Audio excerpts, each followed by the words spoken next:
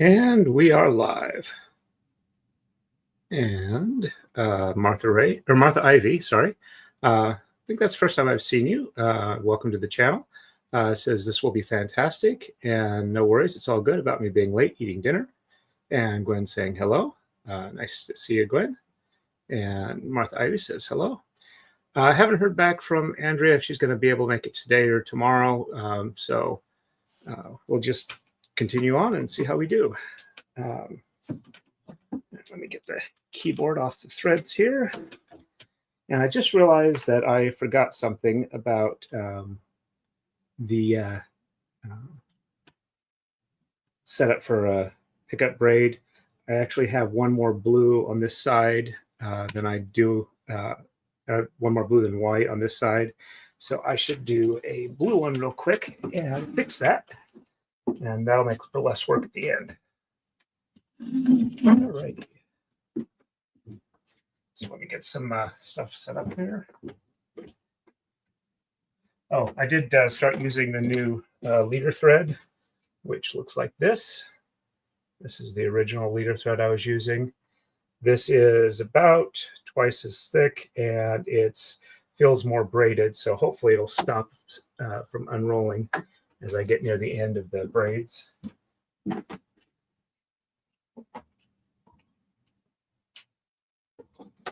Okay, we'll get about 8 on here. I'm tentatively planning to go for about 3 hours to make it a little easier for Andrea to be on, since she's 3 hours further west than I am. All right. Oops, just realized I don't need to do that. So go ahead and start misting these down. Makes it easier to control. Get the scissors in the right spot.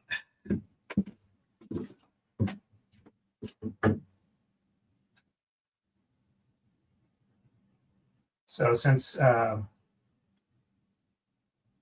going to hold off on telling any stories or anything like that until we have a guest on, because I don't want to have to repeat them if she does make it on tonight. All right. And while I've been around for a while, there are a limited number of stories that I think would be humorous enough or interesting enough to share. I don't want to blow through all of them at once. 1 and 2 and 3. There we go. Get the length set right. Walk our way back. The halfway point. Let's put a flag on here.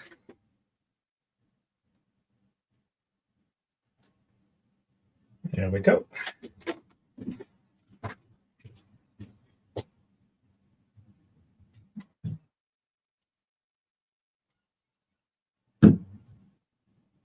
This end down decently. It makes it easier to tie the knot. Go. Don't drop the scissors.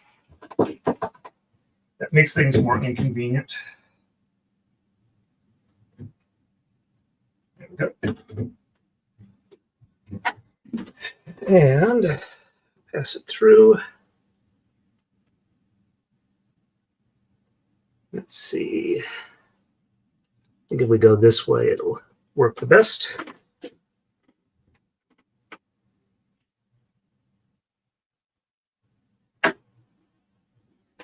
And I changed the camera around a little bit, so hopefully you folks can see a little bit better. Let's see. I can't get that. Okay, the threads are a little out of focus down at the Taka-Dai, but at least you can see the knot tying.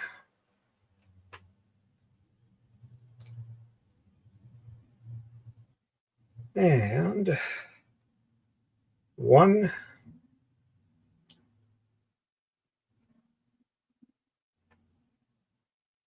2, and 3. There we go.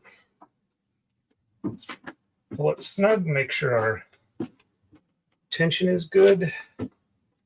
Looks like it.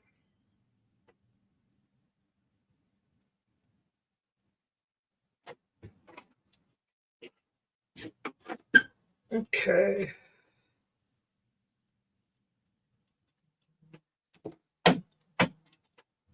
Set that there. Hey, B.S. Simon, is that nice to see you?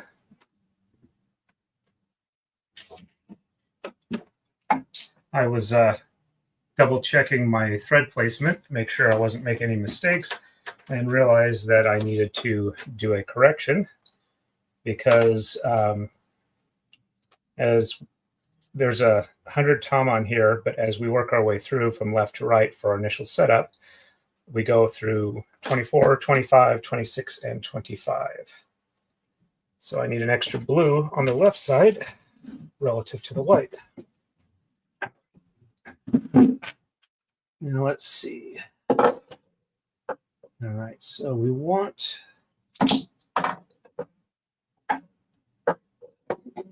okay. And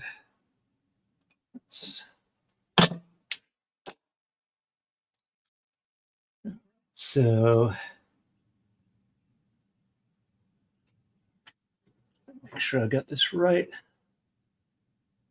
All right, so it's over the first one, the second,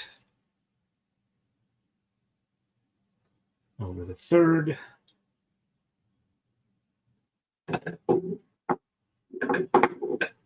under the fourth, over the fifth, under the sixth, over the seventh, under the eighth, over the ninth, under the 10th, and over the 11th. All right. Make sure the flag is in the right spot. This one's long enough. I should probably re-roll it a little bit. Don't want the tama hanging quite so low.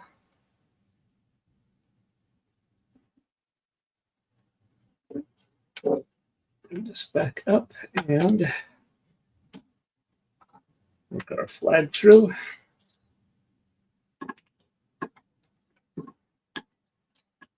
Get it to about the right spot. I can take off the flag because it's going to not move much after this.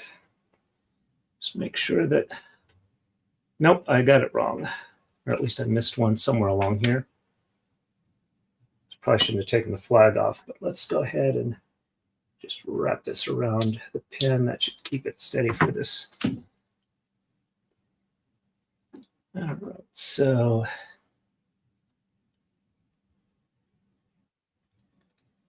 got to do it the reverse here.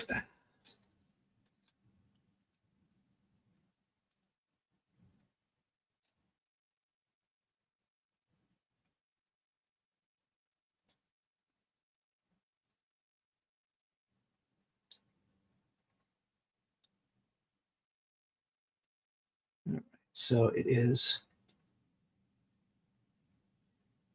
over the second, under the third, over the fourth, under the fifth, over sixth, under seventh, over eighth, under ninth, over 10th and under the 11th. Now let's see. Yep, that looks better. All right, we can undo this loop here. All right. Mistake fixed. Or incorrect starting point, however you want to look at it. Let me catch up with chat real quick here. Martha Ivy said hello. I think that's back to Gwen. And B.S. Simon is on. Welcome. Hello. Says hello. Welcome to B.S. Simon. Gwen saying to B.S. Simon hello. And B.S. Simon saying hello to Gwen. And Gwen saying please hit the like button, folks. Thank you for the reminder, Gwen. All right. So we will do white next.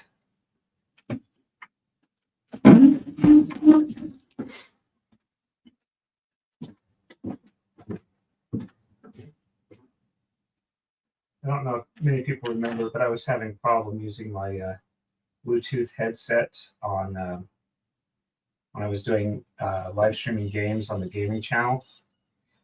I'm pretty sure it was a Bluetooth issue. And since I can't really do a setup like this, I'm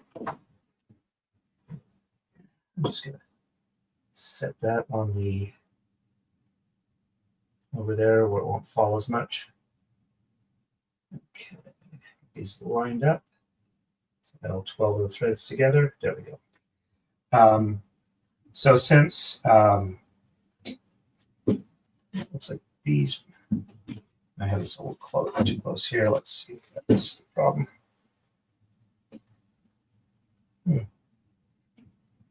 Yeah. It's a little further out.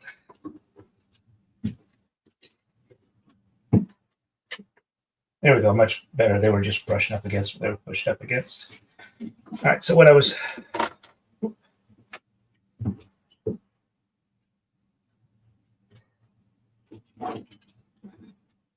That should solve that. Okay. So what I would, if I'm going to have somebody on and I've got a headset so I can hear what they're saying, if I'm using the hardwired one, I don't have enough room to move around and I would catch on things. So I got a new Bluetooth card. Hopefully that will be enough to resolve the issues I was having with the connection dropping out and not being able to hear. So we'll see how that goes.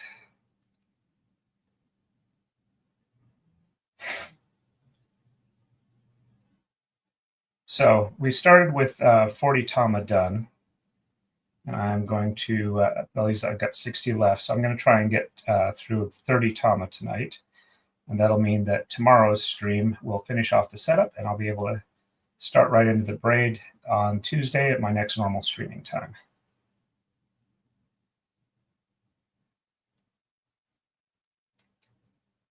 This is not wanting to behave nicely with knots, but I think I got it. It's knot number 3.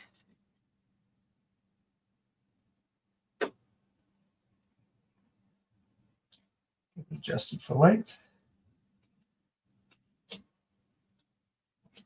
There we go. And carefully walk it back. Looks like we got some unevenness here.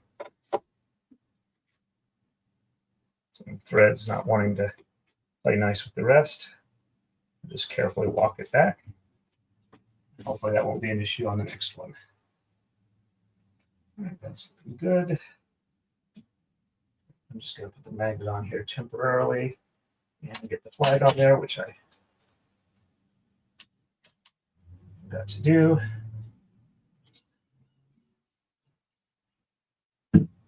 It's a little wet.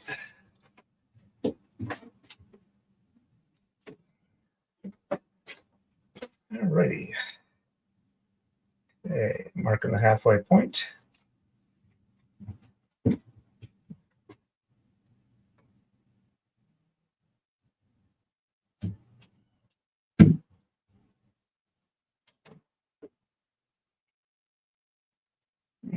Snip there. And we go back to feeding it up under through the D-rings from the outside edge.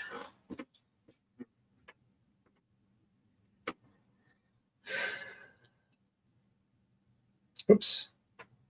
A lot of these I missed undoing the lark's head knot on, which for those that aren't familiar with it is the knot I use to keep them from unrolling while they're hanging. It lets you unroll it by rotating it the opposite way you would normally do for gravity to just unroll it on its own. And looks pretty good.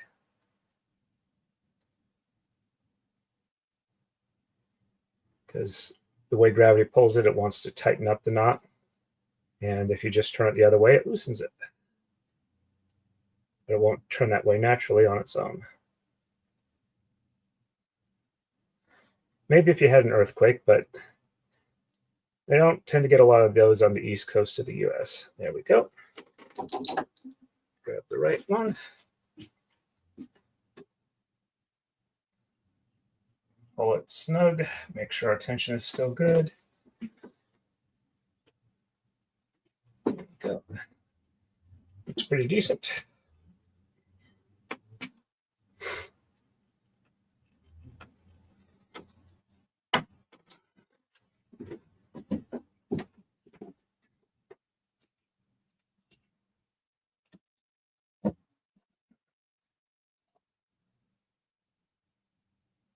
Get the next one prepped while I'm over here.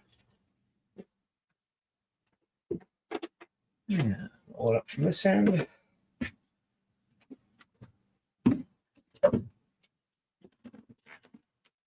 Sorry about the noise of the chair.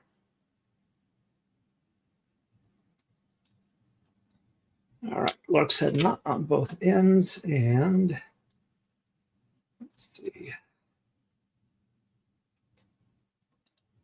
Yep, that's the way I want it.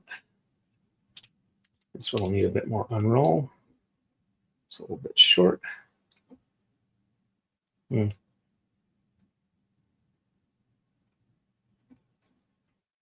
Looks like the leader knot might present a little bit of an issue since it's larger than before, but I think I'll be okay.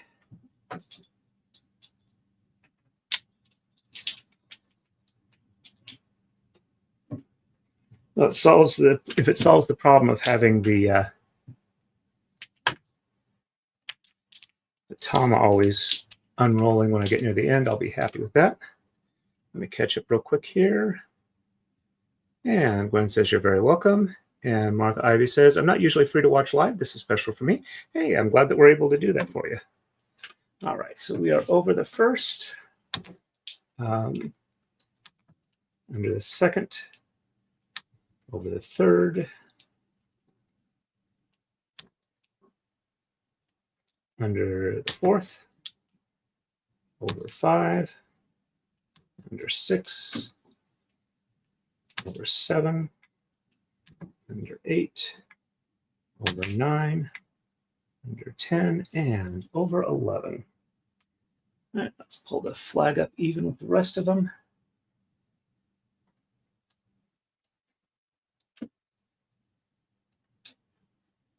There we go. And one of these is a little short, so unroll a bit here so it doesn't keep clacking.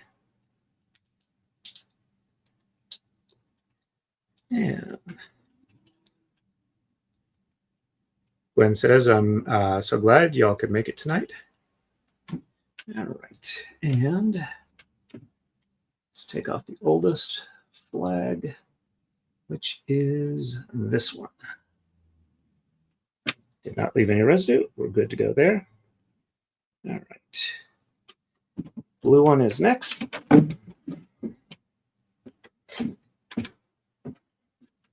Looks like I'll have to cut some more flags relatively soon. We'll just do that when it becomes necessary. All right. 1, 2, 3 loops around. Walk our way back. And tie the knot off on this end. We triple knot it. And 1, 2, and 3. There we go. Just back for length. Looks good. Walk our way back.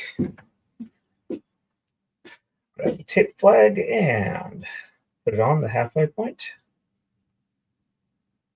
And continue our way back.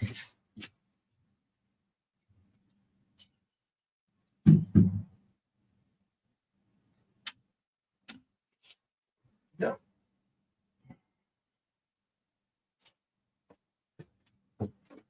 Walk our way over to the Taka-Dai. And there we go.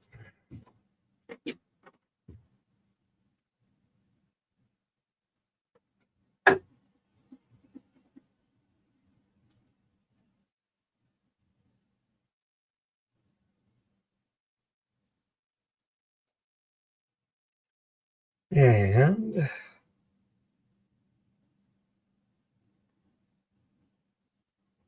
one. And two. And three. There we go. Let's go ahead and roll this one up.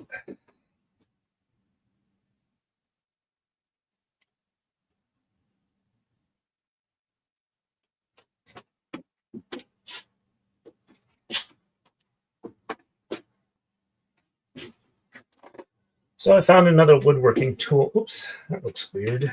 Is that just because it's snagged on something, or is that actually...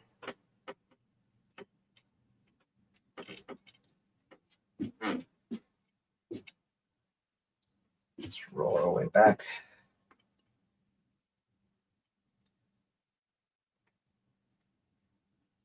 Well, tension appears relatively even. It must have snagged while I was rolling up. So hopefully avoid that this time around. So I went ahead and got another woodworking tool. Though this one is only like $8. It's a corner chisel. Little spring-loaded thing designed to drive a 90-degree corner chisel into some wood, so you've got a nice crisp corner.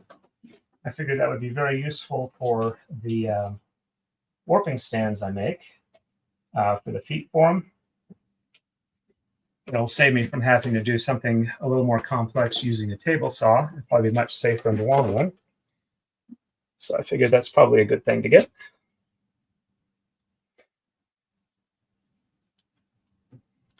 All right. Whoops. Not to tell me. All righty. So I'm gonna do it that way. This goes down here. And we're over the first one.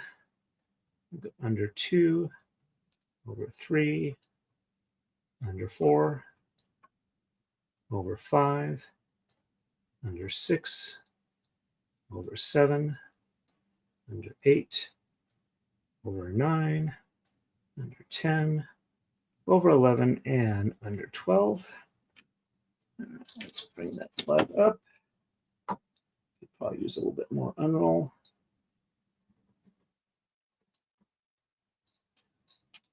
All right. 1, 2, 3, and take off the oldest flag. Oh, and I couldn't find this when it was first setting up, and I remembered it was out in the garage, so I got it today. So I now have a proper unroll stop on it. All right, so so this should go back one here because I've now got one extra on this side. These could use a little more unroll. Yeah.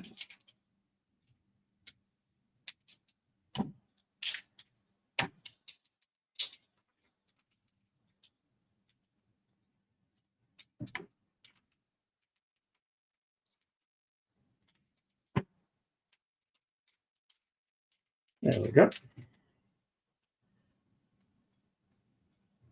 All right. Hopefully I don't have to switch to the 9-pin coma. I think I've got enough on here. I'm actually using, I normally do 18. I've got 22 on now. So that's 5 working coma on each side. That's 30. And I only have like 26 at most. So I should be able to get it to work. If not, I'll put in like maybe 1 9-pin in there. All right. Let's see. All right, so we just did blue, so white is next. Pick up the dropped one.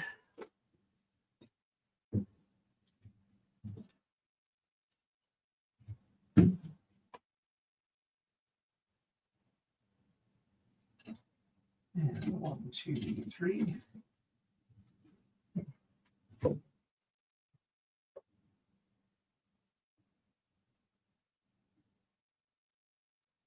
1, 2, 3, 4, 5, 6, 7, 8. Okay, yep, I do have all the threads. Where do I? 1, 2, 3, 4, 5, 6. Yep, I do have all of them. All right, there we go. One of the white cones is having a bit of an issue. Hopefully that'll resolve over the course of the night.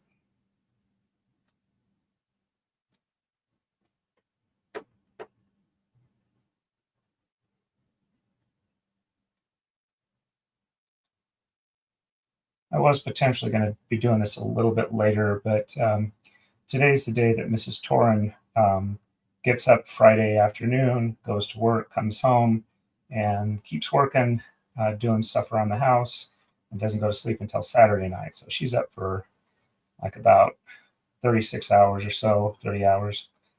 So I try not to inconvenience her too much at that point, because I know I'd be grumpy if I was awake way too long. So. All right. Let's reset the length here.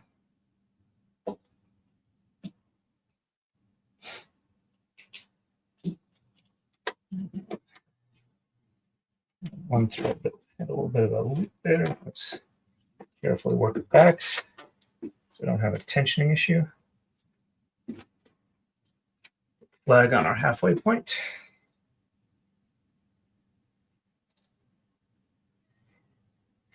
I don't think I'm going to start working on the, almost looks like a knot there. Thread back.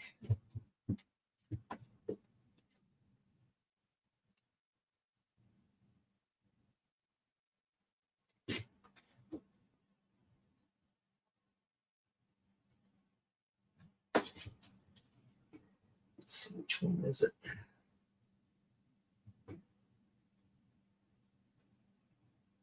So it's the first one.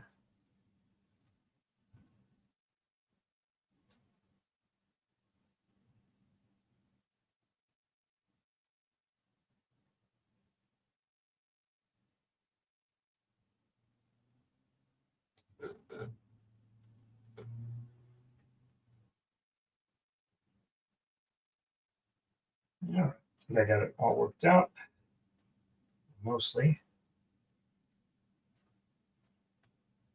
There we go.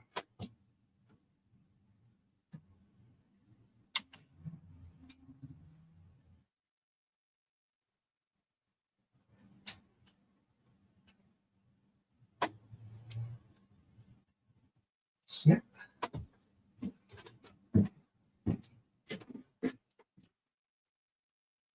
Hey, Melee's on.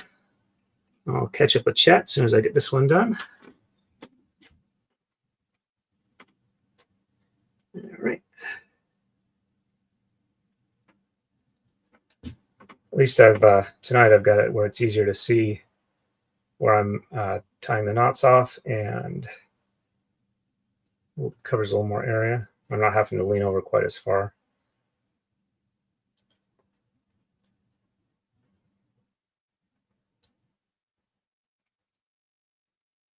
The other reason I'm not thinking about doing the or I don't know if I clearly said it, but I was thinking about not doing the 3D wood clock puzzle this weekend, because the table I'd be using out in the garage to do it is up here holding up the extra tama while I get this set up. And I'm also thinking that tomorrow morning I will take my, looks like I didn't get it all out. I see one hanging loose. I don't know if you can see it, but it's pretty substantial tension difference. All right.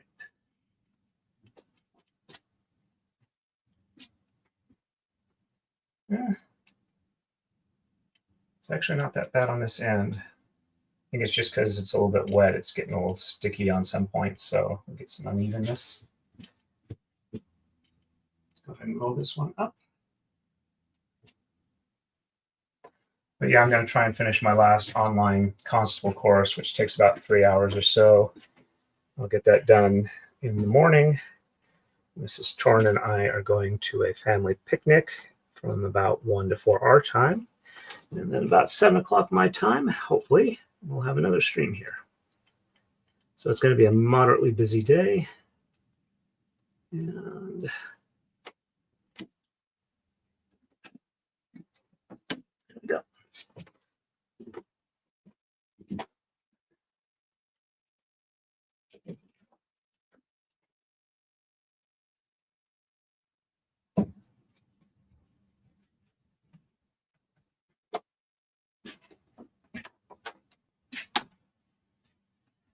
Roll this one up. And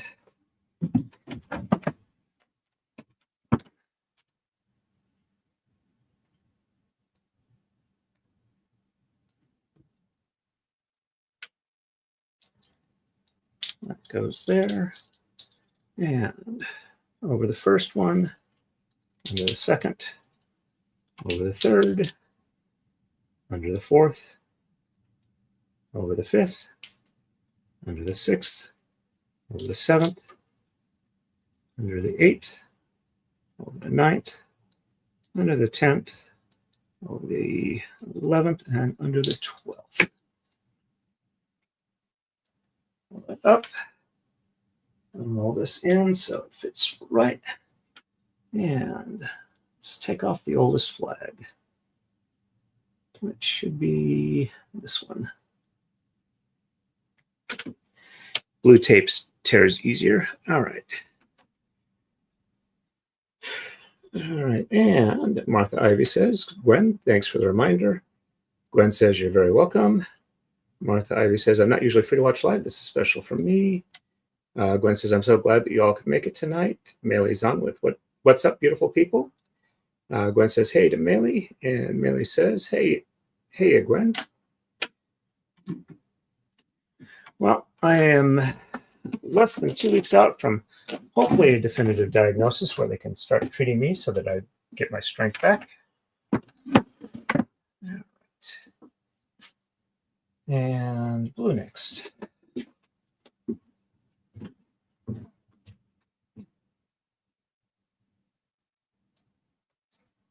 And loops, walk my way back.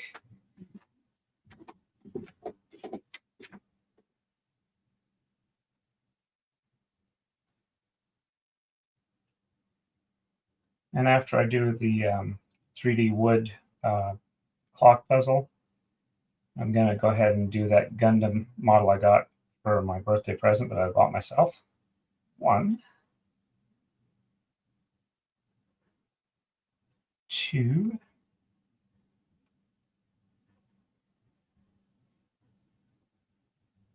3,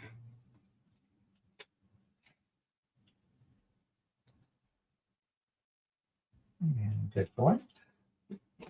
My way back. And 2 more flags, and then I'm going to have to start cutting more of them. And flags at the halfway mark.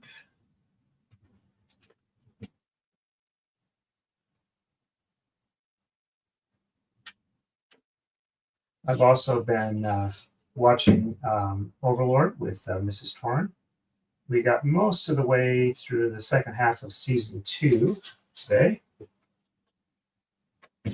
We are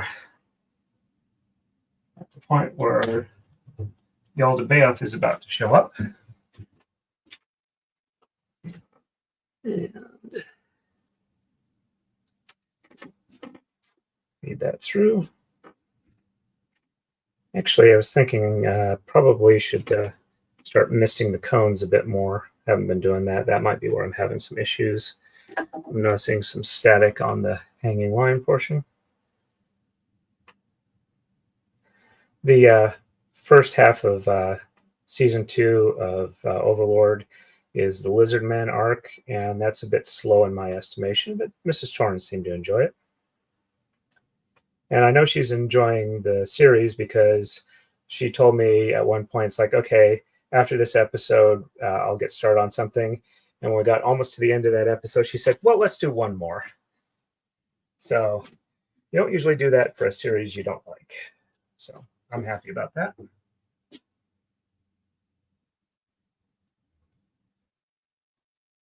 And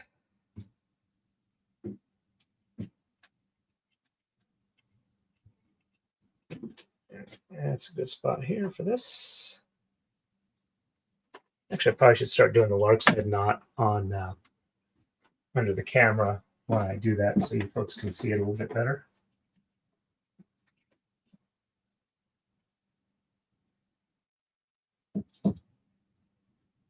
And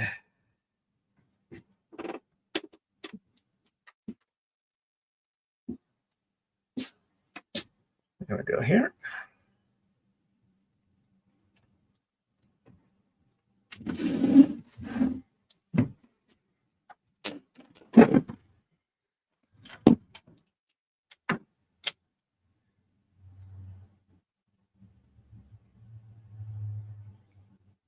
Yeah, that's a bit long on that side.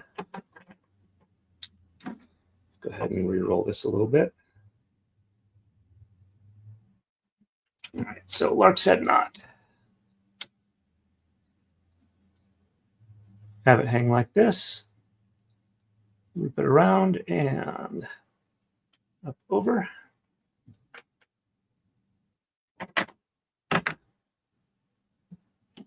we go. And we are over the first, under the second, over the third, under the fourth, over the fifth, under the sixth, over the seventh, under the eighth, over the ninth, under the 10th, over the 11th, under the 12th, and over the 13th, which means we're actually about the halfway mark here.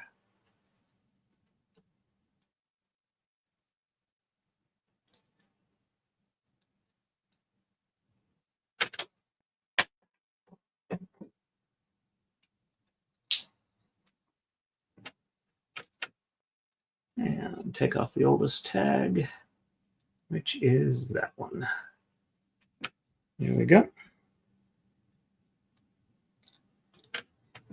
And white is next. All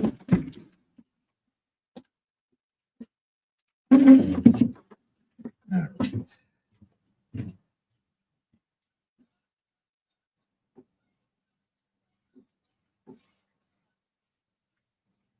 Press the cones a bit more.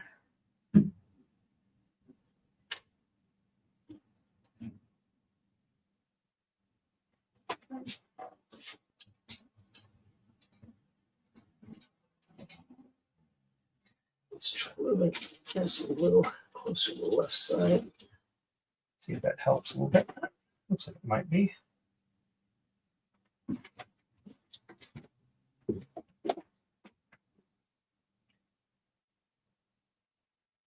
And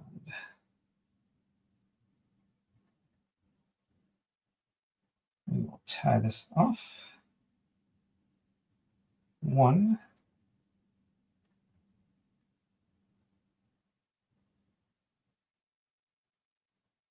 2, and 3.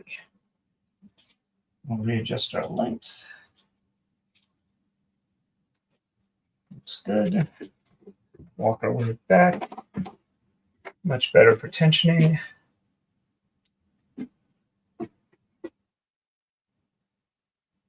And mark the flag.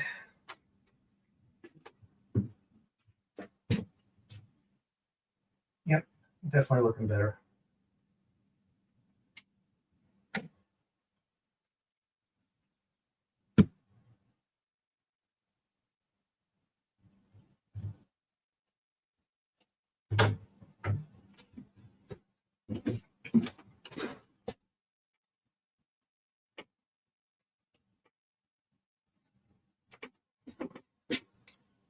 All right.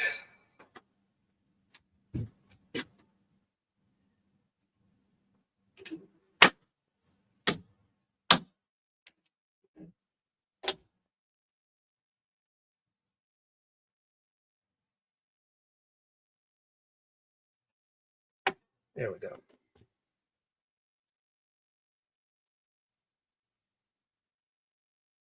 One of the problems with the Taka-Dai, always falling tama.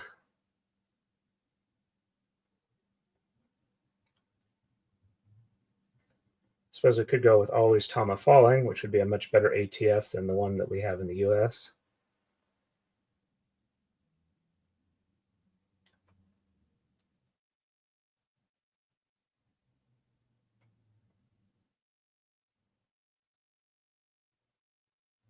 And for those that were watching Friday Night Frenzy last night and haven't been keeping up with Ian's X account, it looks like they've done a bunch of blood work on Mrs. Runkle, and it looks like she's probably going to be okay. They just got to figure out what's going on. So fingers crossed for Mrs. Runkle that gets resolved successfully. All right, there we go.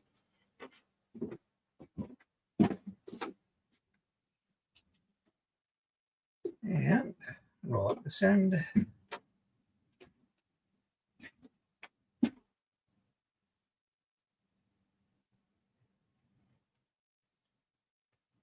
There we go.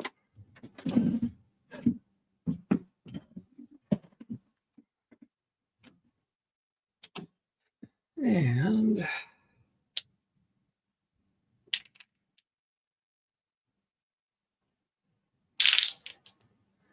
it's a little long, but I think it'll be okay. So over 1,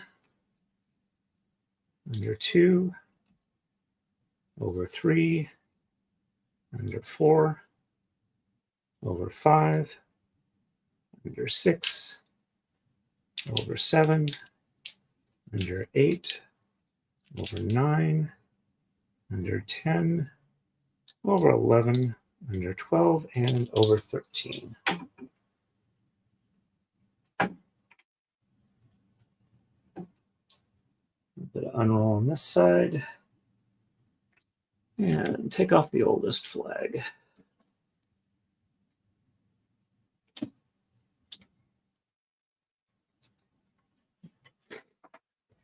Alrighty. And Martha Ivy says, prayers for Mrs. Runkle's complete healing. I will agree with that. And Gwen says, I didn't see what was said in chat last night. I wasn't really paying attention to the chat, so I don't really know either. I'm just going off of the fact that Ian had to leave, and I saw his comments on his Twitter. All right. And let's see. All right, so 1, 2, 3, 6, 7, 6, 7, 8, 9, 10, 11, 12, 13, 14, 15, 16, 18, 19. Okay, that's not right. 6, 12, 18. 6.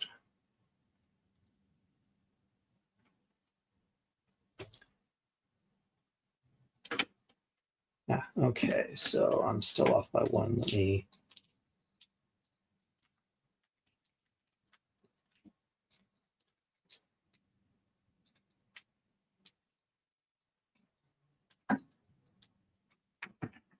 Adjust these. All right. And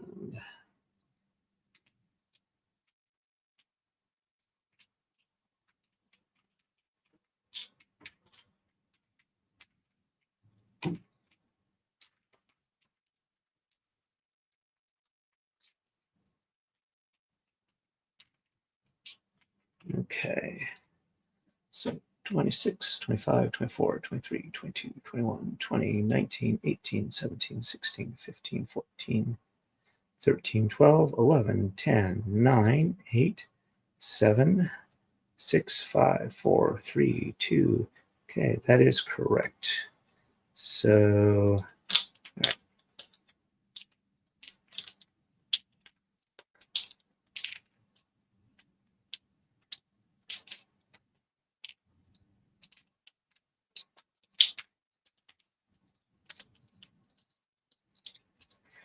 Okay, let me catch. Oh, I see Marmar's on.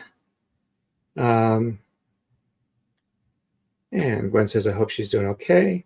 Martha Ivy says, Gwen, I'm on CDT. I always fall asleep before FNF is over. I'm amazed Rob can stay awake that late. And James Randolph, hey, James, welcome, welcome. Not sure I've seen you on before. If this is your first time on, welcome, welcome. And James says he took Mrs. Runkle to the ER. I'm not sure if he said why.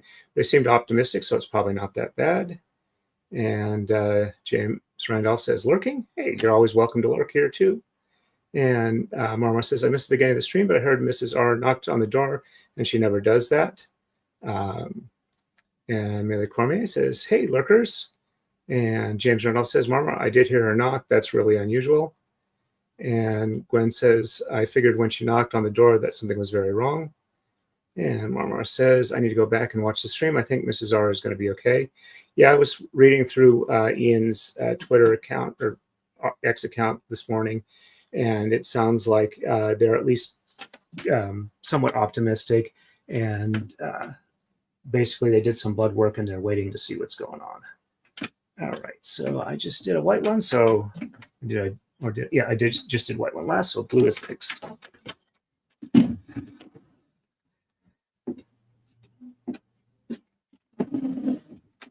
Okay.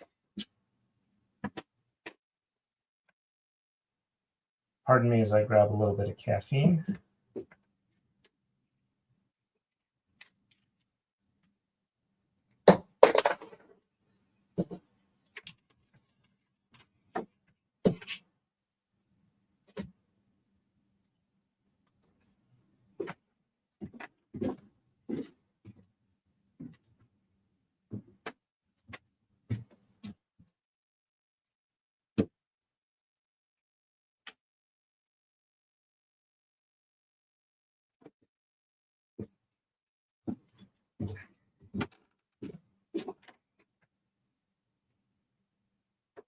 Sorry for being quiet, but I also grabbed a bite of my slightly cool Baconator fries.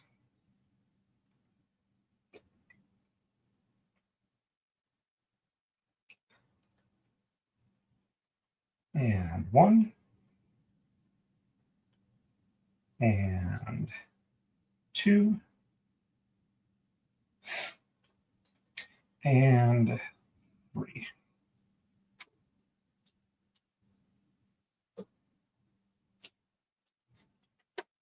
And walk our way back. And that's our last painter's tape flag. So after this one, I will have to cut more. And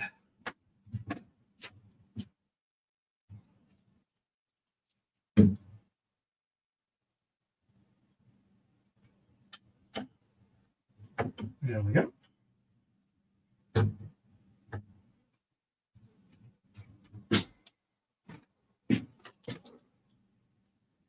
And pass this one through here.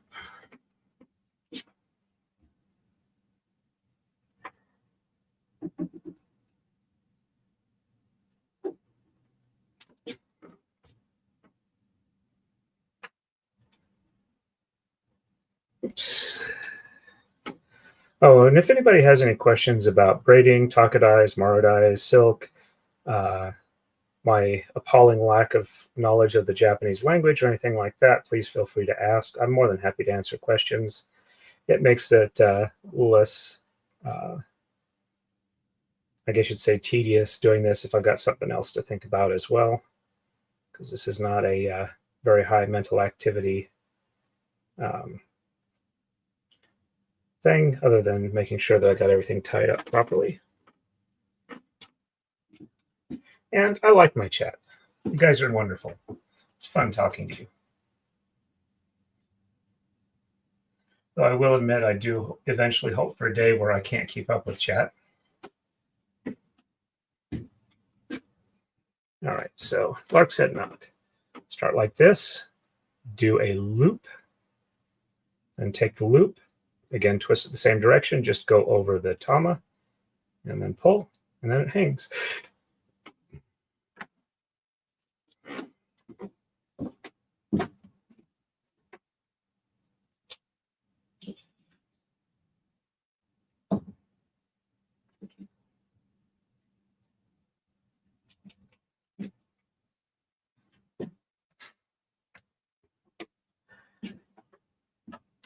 I think I mentioned before that I've been watching Kaiju number 8 on Crunchyroll. Apparently the season is over, so I can catch the last episode or two. Looking forward to that.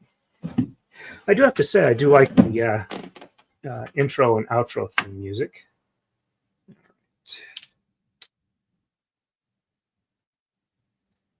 And that's a little long there. Do a reroll on here so it doesn't hit the floor.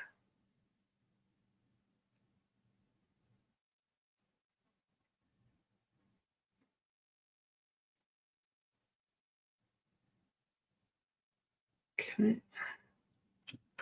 Again, Lark's head knot, loop and loop.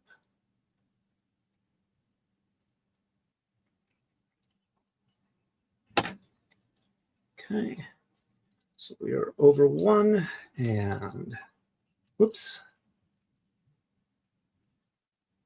under 2, over 3, under 4, over 5, under 6, over 7, under 8, over 9, under 10, over 11, under 12, over 13, and under 14.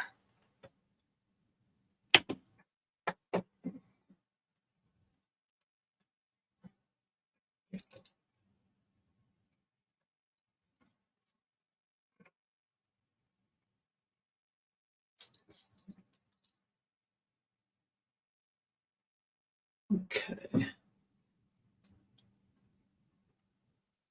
Why is that one? Oh, because it's between comma.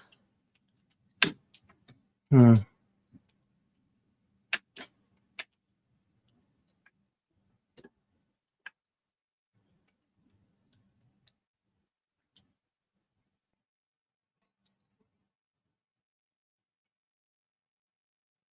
One, 2, and 3.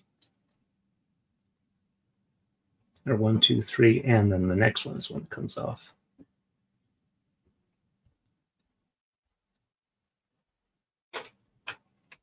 There we go.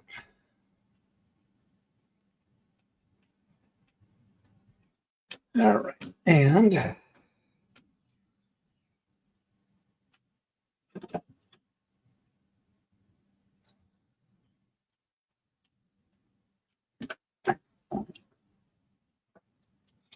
let's see.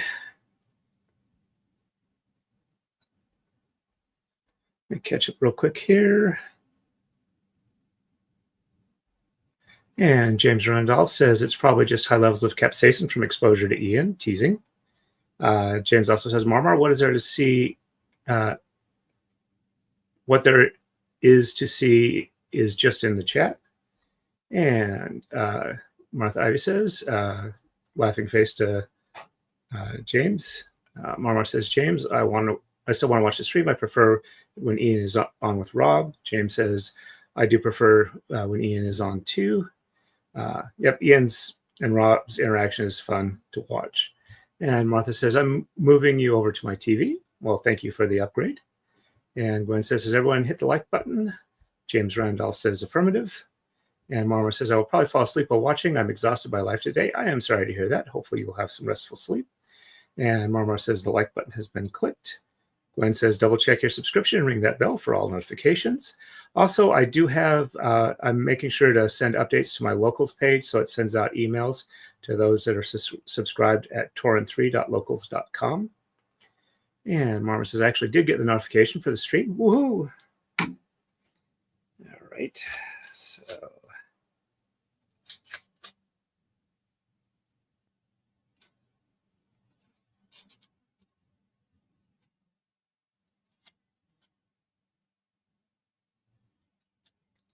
There we go. And these are the flags when I start them out.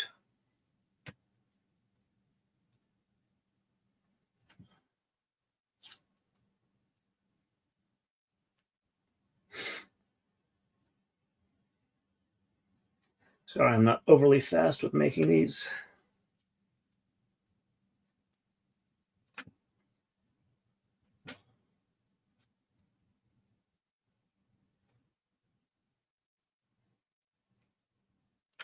Gotta be careful they don't get stuck to the scissor blade.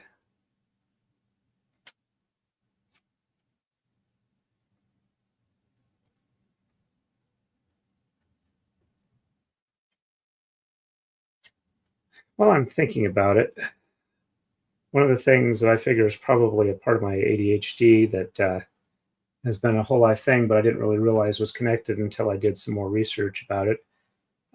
If I've got like candy that I put in my mouth, it's almost impossible for me to just let it sit there and suck on the flavor. I almost always, within a minute of putting it in, wind up crunching it down to dust or whatnot. And sometimes it'd be nice not to do that, but I really have to concentrate to keep that from happening. And if my concentration lapses for just a second, boom, it's started chewing on it. Which is probably not the best for my teeth, but I don't eat a ton of candy anyway. Occasionally when I'm tired, I'll get some stuff that's basically just straight sugar with some flavoring, like Altoids. Usually the peppermint wintergreen or cinnamon are the varieties I like of that. That help me stay away from the strong flavor.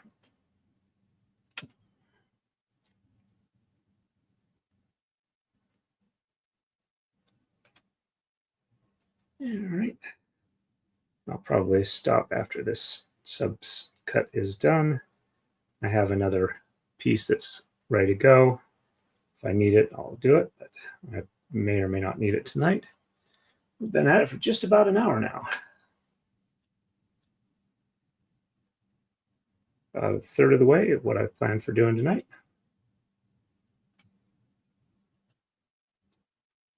There we go. Let me catch up with chat before I start up again. And I did blue last, so I'm starting again with white. Let's actually get this a little pushed over a bit. There we go. Hey, Martha Ivy has become a new member. Welcome at the Maradai level. All right, let me catch up here. And Gwen says that's awesome. And I think Martha Ivy's membership is the newest thing. All right, we'll jump back again on a white tama, or white threads. Let's check real quick, see if I've got any messages. All right. We might see Andrea in about half an hour, hopefully. Okay.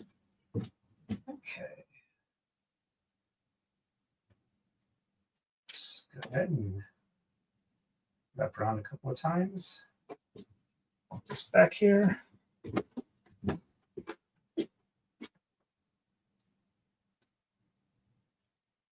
Oops.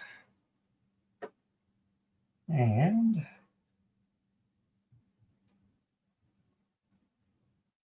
one,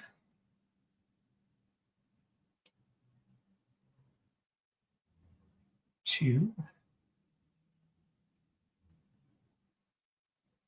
and three. Adjust the length.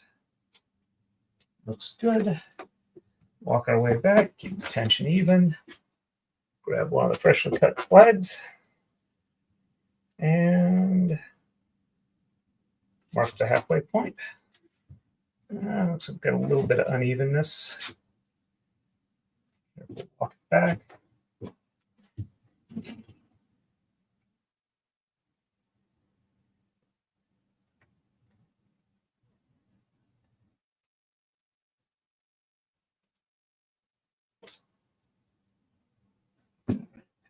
It's got it.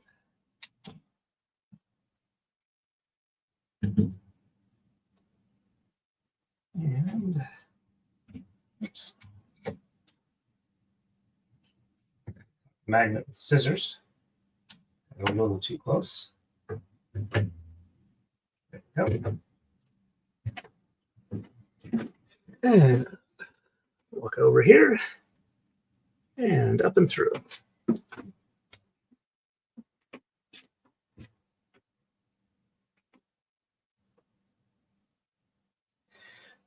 And I do apologize, but when Andrea comes on, I'm probably not going to be able to keep up with the chat and talk to her at the same time, but I will read through the chats at the end.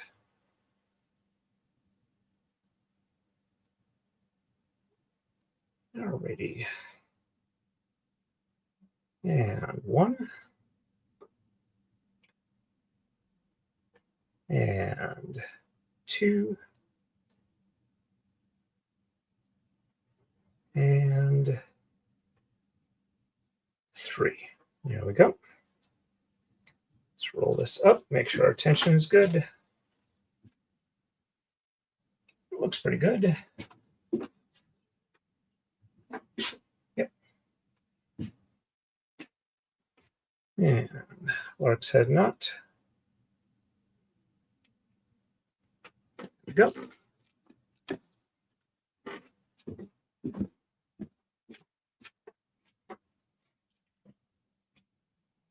We're really making good progress tonight.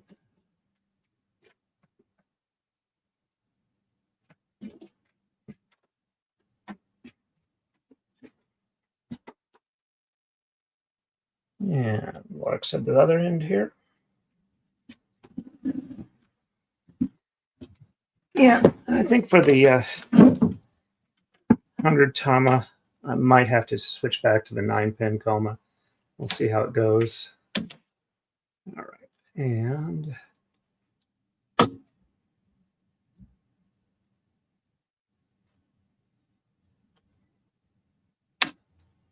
yeah, it's going to be a bit of a reroll. A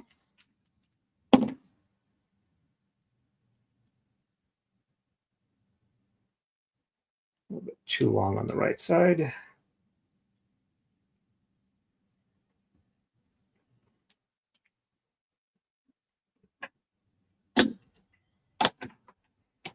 All right, there we go. Flag is in place. We are over 1, under 2.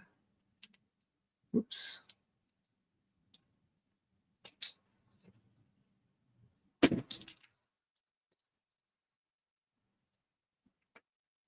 And over 3, under 4, over 5, under 6, over 7, under 8, over 9, under 10, over 11, under 12, over 13, and under 14. That makes it, we have 60 tama on here already. 40 left to go. We've already done 20 tonight.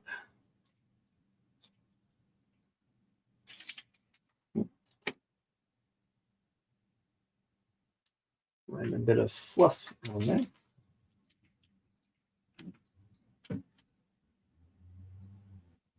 All right, and we take off the oldest flag. Otherwise, there's just way too many. It makes it too hard to weave them through. And Gwen says, sorry, I'm lagging in chat tonight. I'm at the spinning wheel trying to get the cotton and bamboo things plied together. Well, I wish you the best luck on that. I'm pretty sure those two fibers are not all that good at playing together, given the differences in how they behave. If I remember right, bamboo is more like dandelion fluff. So just did the white, so blue is next.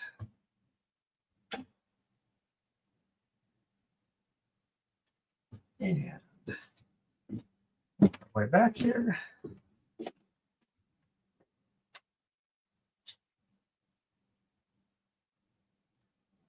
And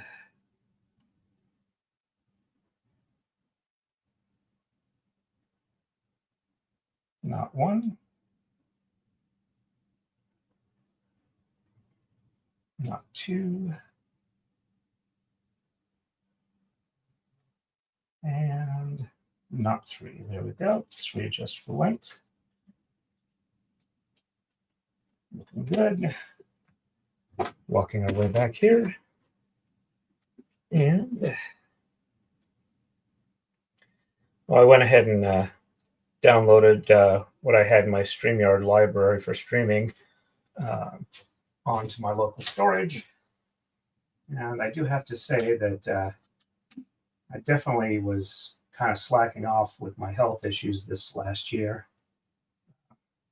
I finished up Megan's braid in May and didn't get this one started till the other day. So I'm going to try and be a lot better on braiding, especially hopefully once they get my health issues sorted out, and with the ADHD thing getting sorted out as well. So far, the new medicine is still not causing me problems. Not a ton of evidence of how well it's working yet, but it may be I'm just not seeing it. I'll have to judge it by how much I get done over time. All right, and I just realized I got to grab more tama.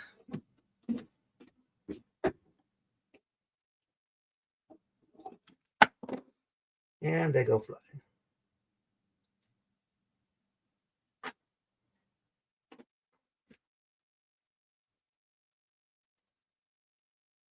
Alrighty. Yeah, the level of StreamYard I can have up to 50 hours in my library of what I've streamed, and then I download it to my computer for an extra copy in addition to what's on YouTube and Rumble.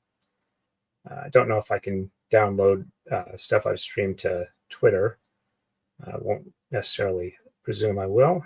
Yeah, snagged a couple of fibers. Let's see if I can't get this fixed. Looks like it's just one. This little loop here, if you guys can see it.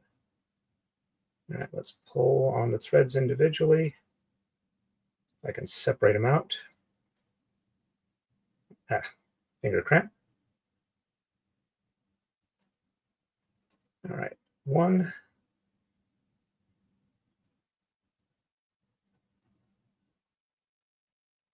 Two.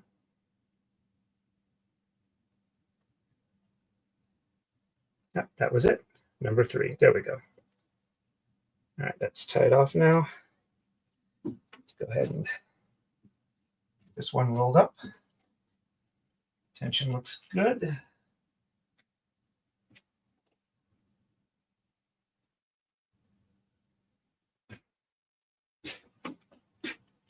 And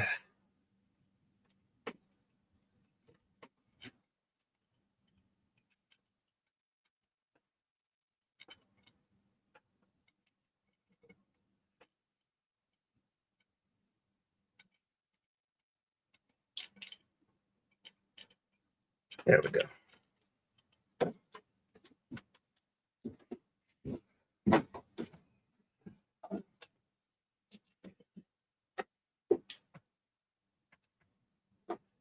this end up.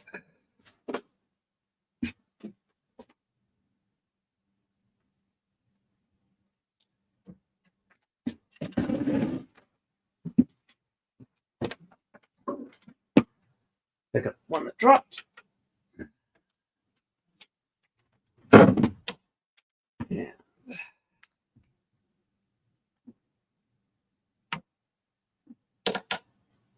And that's a bit long.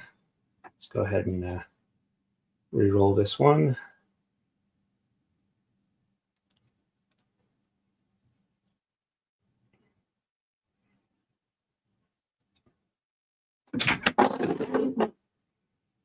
And it fell to the center. Make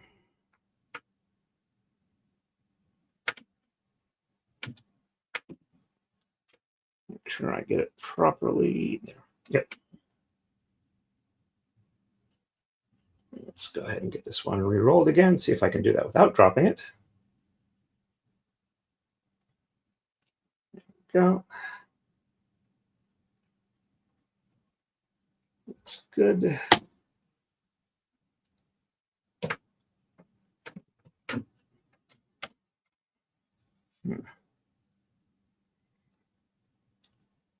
All right. Over 1, under 2, over 3, under 4, over 5, under 6, over 7, under 8, over 9, under 10, over 11, under 12, over 13, under 14, and over 15.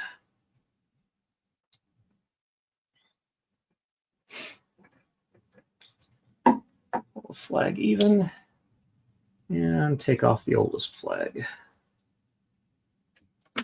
There we go. And let's see, Gwen says it's a lot quicker on the spinning wheel, hours than on the spindle, days. I can definitely understand that. And it looks like we have our guest here. Hello, hello. Hello, how you doing? Pretty good, actually. And I'm glad I can hear you.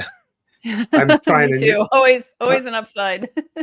Yep, I'm using a new Bluetooth setup, so I'm hoping it works. I tried streaming some video games on my old setup, and the sound kept dropping out entirely, and it was a pain in the butt. So I'm hoping I'll be able to hear you. Would be. No, tech issues are the worst for sure. I don't know if you were around when I had I had a whole like camera collapse in the middle of a stream. That was good times in the middle of the first Karen Reed trial. Ooh, not fun. I do remember you from when I first ran across you when you were on Nick Ricada's streams, when he had you on as a guest there. So I've been around for a while. Yeah. Well, this is quite a amazing contraption. Thank you. It's called a Takadai, which translates out from the Japanese as to high stand. There are some other types of braiding stands, like a marodai, which is a round stand. The simplest form of that is like those little foam discs you see kids doing friendship bracelets on. And there's like 4 or 5 other strands with various complex names. But this one is kind of like weaving on the bias, though you can do other types of braiding on it. And I really enjoy using it. I built my first one about 25 years ago now. So, but I really enjoyed doing it. And one of the problems I was having not too long ago is I was having a hard time doing braids if I was just doing them for myself. So I figured the easiest way to make myself do it is to do it for people I respect. So I was enjoying a lot of the law tube as it was forming, and I figured I would start doing it for there and see where we went from that. Well, that's very cool, and I certainly appreciate it. What got you interested in the art form? I'm a part of a medieval recreationist society called the Society for Creative Anachronism. It's been around since like the 60s, but I've been in it for a while. And 1998, I went to a big event in Pennsylvania, and a friend of a group I was in there came up to me, handed me a cardboard disc cut from the side of a 12-pack of Coca-Cola and some skeins of DMC floss and said, "Hey, I think you'd like this. Let me show you how to do it." Wow. I've been doing it since then. It's actually kind of how I met my wife. That sounds like a story. Yeah, we met at an event, and she saw what I was doing some braiding there, and whoops, I just realized I made a mistake on here. I didn't mark the halfway point. It's not a major problem. I can fix that pretty easy. But anyway, and I did mark the halfway point. I'm getting distracted. I apologize. And she said, that looks interesting. And so I started showing it to her, teaching her how to do it. And we started dating after that. Though I think the funniest story involving me and my wife for a lawyer is on our first wedding anniversary, I hired her a divorce attorney. Turns out that she and her ex had bought a house together before they were married. And she told him that she'd actually let him have the house if he would just refinance it in his name. Mm-hmm. And about a year and a half later, she was like, he still hasn't refinanced the house. Mm-hmm. So it's like, let's go ahead and we'll force a sale and, split the proceeds and whatnot. But we couldn't get anybody who wasn't specifically a divorce attorney to realize that since it was predated their divorce as a premarital asset and it wasn't covered in their divorce, it was not that hard to do. They just had to have somebody who understood the way the law worked on that. So, But yeah, it's like, okay, we can't find anybody who is comfortable doing this except a divorce attorney. So let's hire you one. Yeah. Yeah. Well, that definitely makes sense. Those are some of the messiest stories I found with divorce cases involve the house. And dividing the house. Somebody wants to keep the house, but the mortgage and, and you can allocate the debt and whatever, but it doesn't really mean like your credit won't get messed up if they don't pay the bills and things like that. So just ugly situations. Good to get a clean break for sure. Yep. And a lot of people don't really understand that just because you're getting a divorce doesn't mean that the bank or whatever financial institution you've got money with has to do anything with it. They still want their money and they don't care who they get it from. Yeah, absolutely. They don't care at all. Your name's on it. That's all they care about. Yep.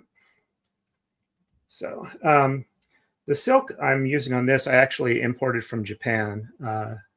There's a company that has a I guess you'd say distributor that's fairly easy to work with, though currently you can't order from them because they're still trying to figure out how they're going to handle tariffs.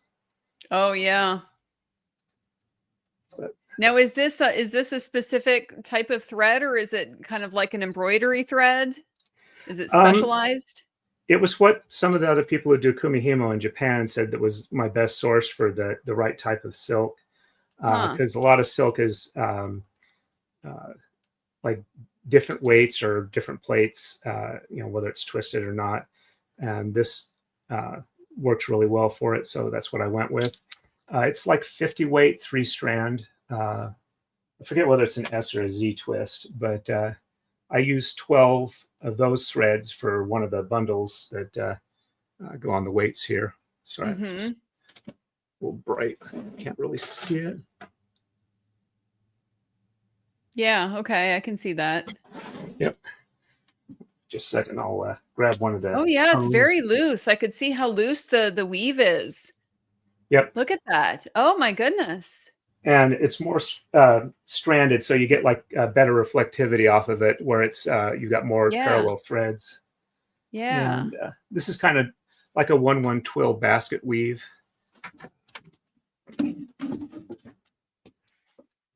Camera at a slightly better angle. And this is fascinating to watch. So I have a cousin who she went to art school. I have these wonderful creators around me, but she was a textile specialist. And so she's done things like, build her own looms and stuff like that, and creates all kinds of, interesting woven things and sewing things and stuff like that.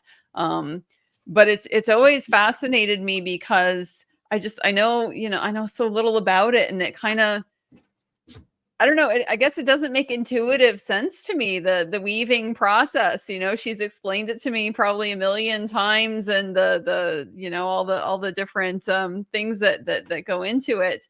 But there's really nothing like seeing it with your own eyes, at least for me, to kind of be able to make sense out of how it's working. Okay. Sorry, I'm having camera problems. Let's see. All right, hold on a second here. Let me see if I can get this camera back again. Give me a second here. I'm not all that used to going in with StreamYard. All right, let's see, camera. There we go. Let's see if this works.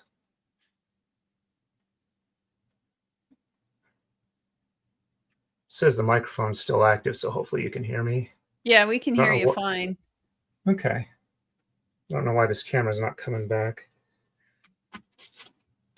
It's USB one, so try the unplug and plug in again. Probably.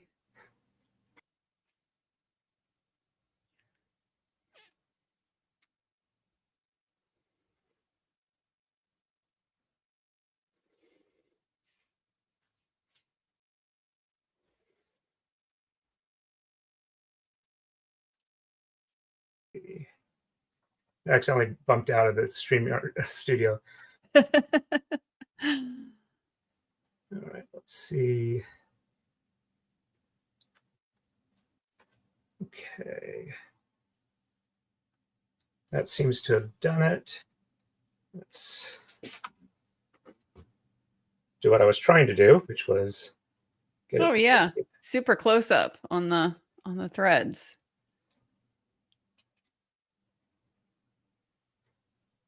Problem is the lighting makes the white balance makes it hard to see.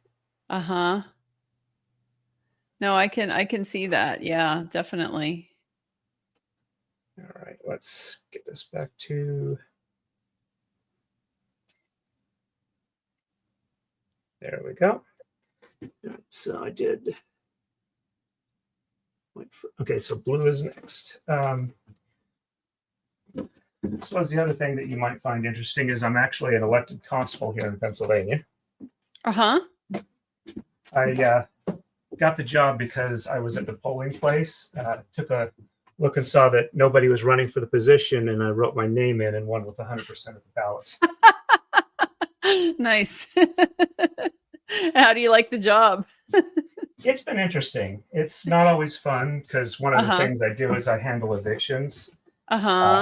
Not fun. But the way I look at it is that if people who aren't willing to do the job, even if it's not fun, who want to like do it properly and with the proper respect it deserves, don't do jobs like this, then the people who do it because they want the power will do it. Yeah, that's a very good point. That's a very good point. What are the duties of a constable? We are kind of like at the bottom tier of law enforcement in Pennsylvania. We do stuff similar to what the sheriffs do here, but we work mostly for the magisterial district courts, which are Pennsylvania's equivalent of the common pleas court. Not common pleas, small claims. Our court of common pleas is the kind of the main level court. So they tend to handle summaries, civil cases of like $12,000 or less, and all landlord-tenant cases are supposed to originate in magisterial district court, so they can be removed to the court of common pleas. Yeah. Wait a second here. And kneeling down for me was stupid. I have a bit of a weakness issue, and I have a hard time standing up if I kneel down. It's been going on for about a year, and they think they've got it diagnosed. And once they get it, confirmation on that, there are plenty of treatments that are available. So I'm hopeful it'll be resolved soon, but it's not been fun. Yeah, no, that doesn't sound fun at all. Yeah, I just kneeled down and realized that was a mistake. Fortunately, I've been doing relatively good lately, so that was why I didn't think twice before doing that. But yeah, so the types of things we do is we'll do like spirit of civil process for the magisterial district court. summons and arrest for violations of summary things like they didn't pay their speeding ticket and they got to be taken to court for a plea. Okay. My court doesn't actually assign me anything like that. I only do civil, landlord, tenant, evictions, and levies for unpaid cases that have been lost. Okay. Fortunately, I haven't ever actually had to have a constable sale. They usually wind up paying before I get to that point, where they're clearly in a we can't pay and we can't really get any assets to seize to cover it. Sure. So it's about 5 to 8 hours a week that I do for it. And it's been an interesting job. Like I said, it's not fun, but it does kind of satisfy my ethical desire to pay the community back for the benefits we receive from having courts and legal system. So, well, good for you for doing that. You think you'll run for re-election? Well, I originally got elected. Actually, it'll be 10 years ago this November. Wow. They're 6-year terms. So I got reelected once. You already have. Wow. The second time I got elected, I got about 70% of the available voters. And part of my one of the other duties we have is we guard the polls on election day. Oh, okay. So we're supposed to handle any conflicts at the polls and things like that. Sure. We're actually. Did you see anything like that?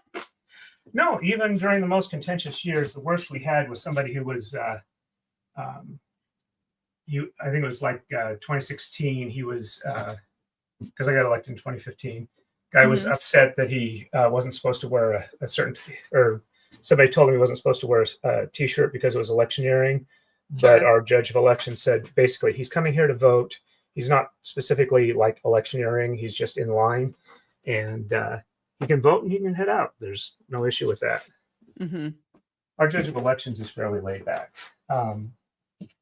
But I forgot where I was going with that as far as starting.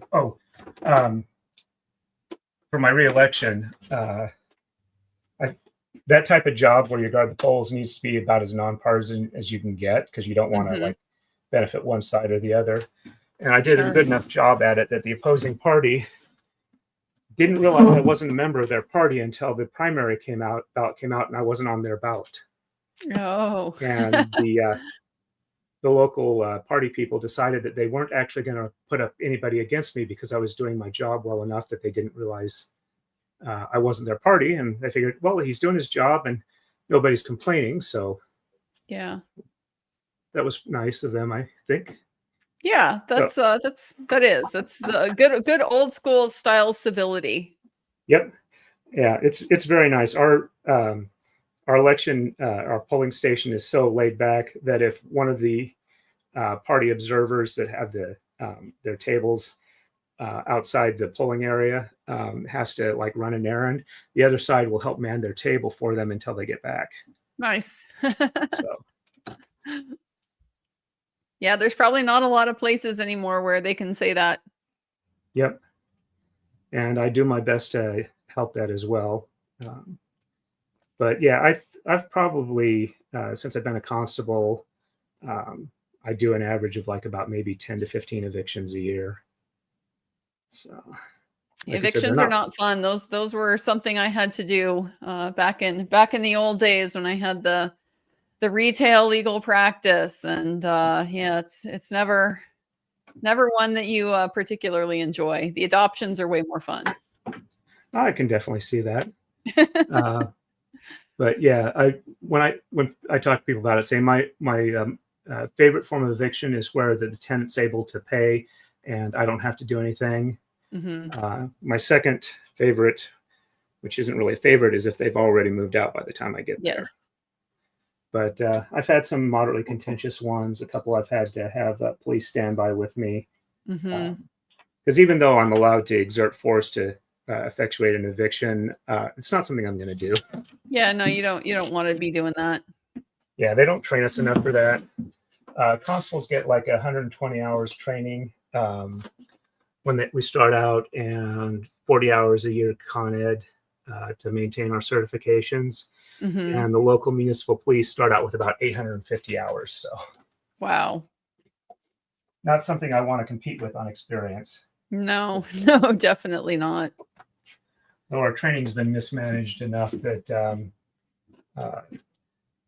our training is now about half as expensive as the police and the sheriff's training classes cost, even though we're like, a tenth or eighth as long as they are, which is a little frustrating. But we also have a lot more flexibility. We don't have any real department standards other than what we generate ourselves, and whatever the president judge is happy with. Because we're essentially under the president judge of each county's authority. They're the ones that can pretty much make it to where we can't do any work if we're not keeping up to standards. So, because our training is not all that difficult, it's mostly death by PowerPoint with the occasional physical experience class. So, hope I'm not going too long on the constable stuff. No, not at all. I find it fascinating. We don't have constables in Washington, so I love hearing about, especially back east you have so many more of the old common law kinds of traditions and conventions and things like that. I mean, even court of common pleas, like we don't have stuff like that out here. So I always love hearing about it. Yep. We're a very new state, relatively speaking, Washington 1889, so we don't have much of the history that you guys have back there. Yep. Well, technically, I'm an Idaho native. I was born in Boise. Okay. I was there until I was about 30. So. Yeah. Well, definitely, you're a Western boy then. Yep. I've got a friend of mine who grew up in the East, moved out to Idaho for a while, and is actually my roommate now out here in Pennsylvania. And it's been interesting talking to her about the differences in culture between East Coast and West Coast. Oh yeah. And one of the main differences that she had to get used to is when she came out here, everybody thought, well, she swears like a sailor. She's very loud. And because she said, like, a sign of respect on the East Coast is, you tell people what you think. You don't hold back and along those lines. And in the West, if somebody's, shouting in your face, it's like, okay, they're planning on killing me. I need to be polite, or I need to respond in kind. And most people don't respond in kind. Yeah. So it is. This is very different. I married a West Virginia boy, and so we've gone back a few times. His parents were living in Delaware, and we'd usually fly like into Baltimore or Philadelphia or something like that. So it's surprising. You wouldn't think there would necessarily be a lot of culture shock in the same country, but West and the East are dramatically different. Yep. But yeah, I grew up in Idaho, spent some time in Montana when I was in like grade school, a few years in California, and then I was like managing 7-Elevens in Idaho, and they switched to a different distribution system. So 7-Eleven decided they'd close down their local stores, and I was into blacksmithing at the time, and somebody out in Kempton, PA said that they would be able to have me do a blacksmithing apprenticeship with them, but it wouldn't be like for pay. It'd be like for experience and materials and stuff like that. So I moved out here and got a job at a machine shop, and the apprenticeship never actually worked out, but I spent like 20 years at that machine shop, and then about 5 years ago, I switched to a different one. So I'm currently, my day job, I'm a CNC programmer and operator. Oh, cool. And I've been trying to kind of get a side business going here, making braiding equipment, because this particular style braiding frame, there's only one place in the U.S. you can buy them.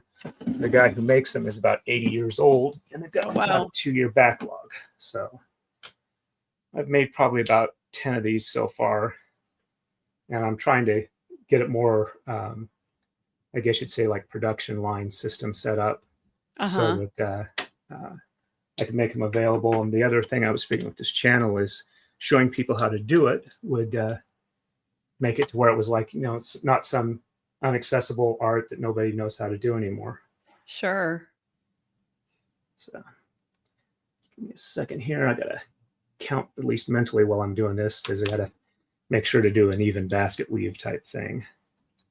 But it's interesting. I can listen to people while I'm braiding with no issue at all, and I can talk, but actually having a conversation is a little bit too much for my brain at the moment. But I'm working on it. Practice. it's a lot. I'm impressed.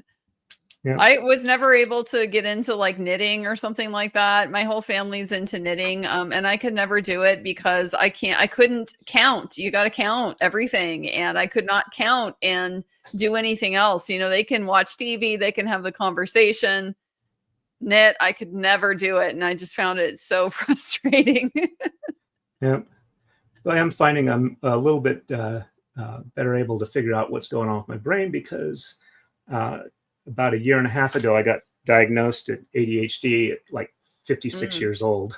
Mm-hmm. So it's been interesting trying to figure out how to deal with that and get it to where I can actually do the things I want to do and not deal with like executive dysfunction, which has been one of the annoying things that's kept me from doing a lot of stuff I want to do.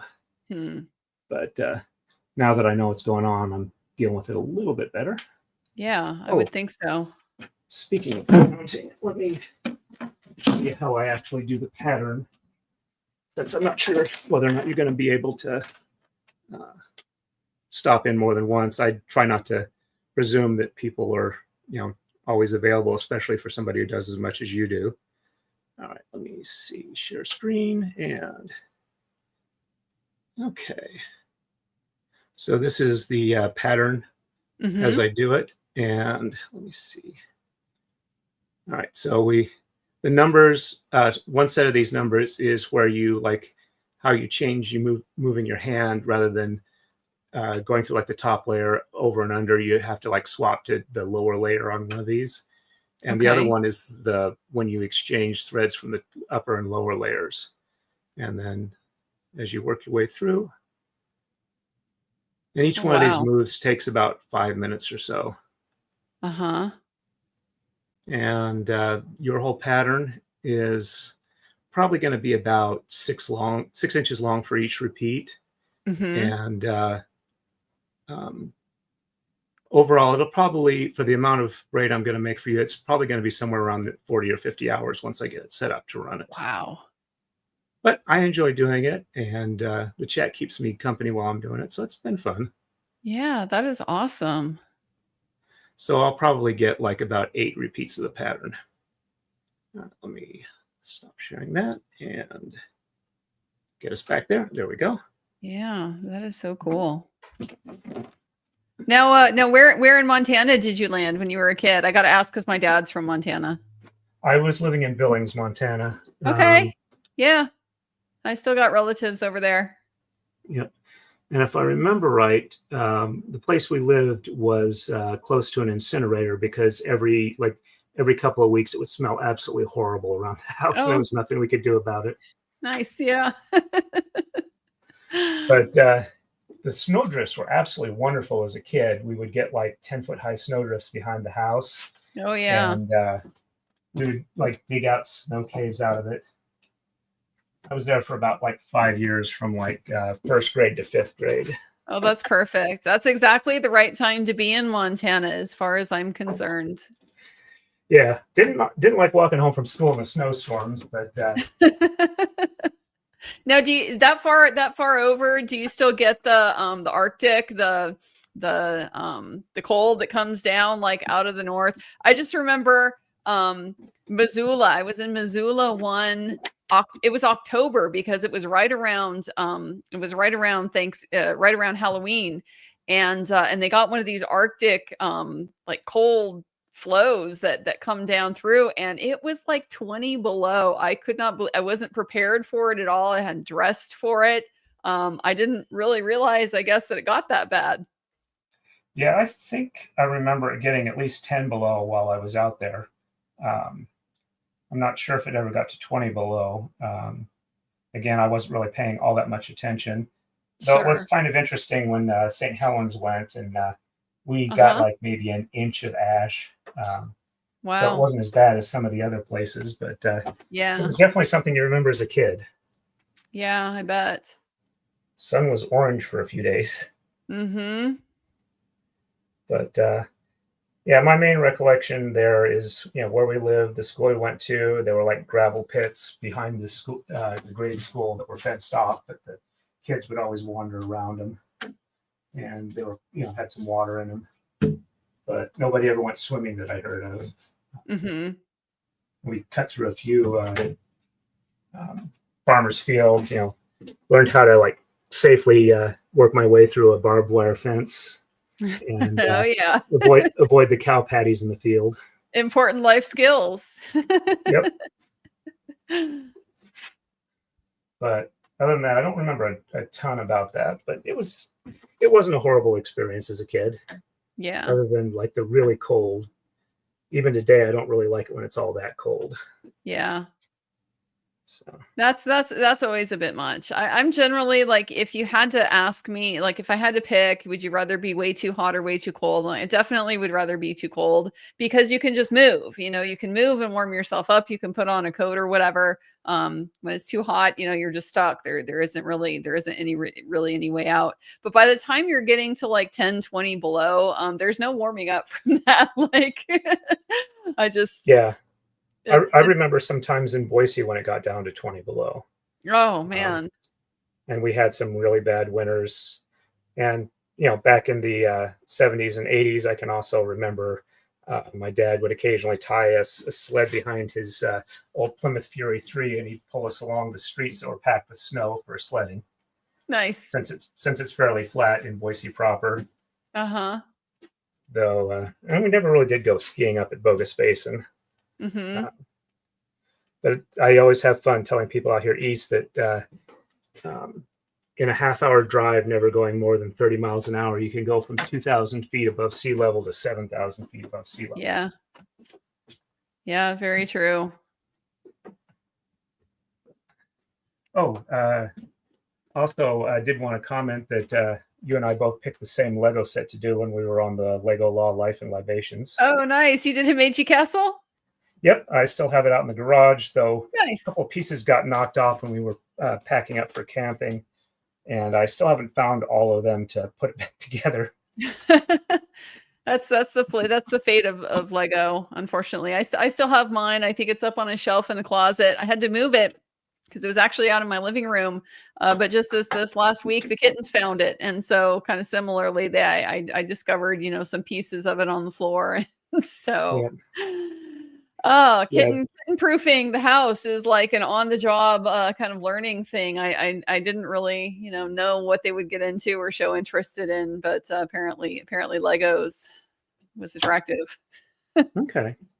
Yeah, the when I did it, it took me like 11 and a half hours to do the whole thing, and we did over like two shows. It was fun, but definitely time consuming.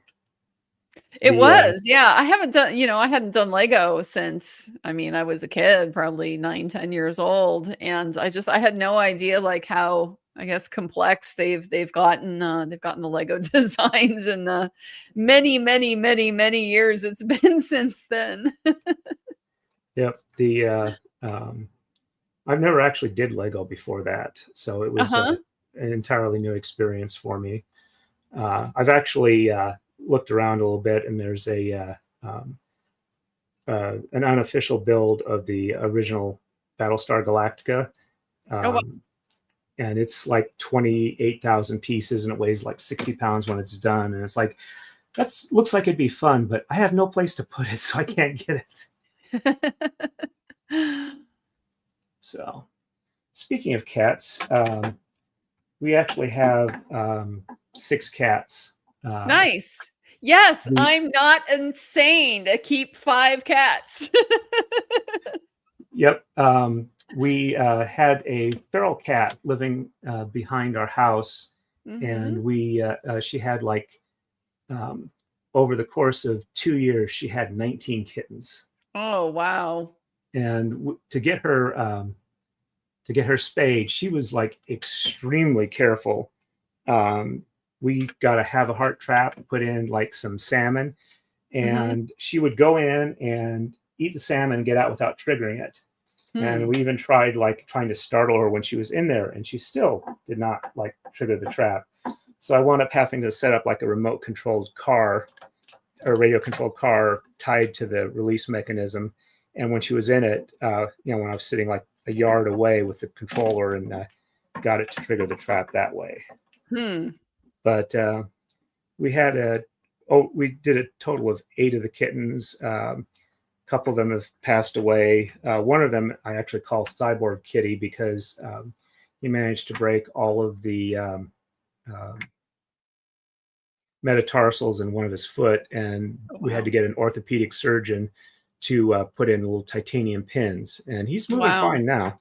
But it was like, we think what happened is we got some wire storage racks in the basement. He liked hiding in the rafters, and we think he like tried to jump down and caught his paw. But that was back in like 2021, and he's like jumping around. He's the one who likes staying in my lap when I'm at the computer, so we call him Cuddlebug. Nice. And so we've got 5 from that original batch. I mean, from the kittens, and we have one more that we picked up when we were camping. Apparently, he was fixed before we got him, so apparently somebody left him at the campground, and we brought him home so he wouldn't be left out there alone.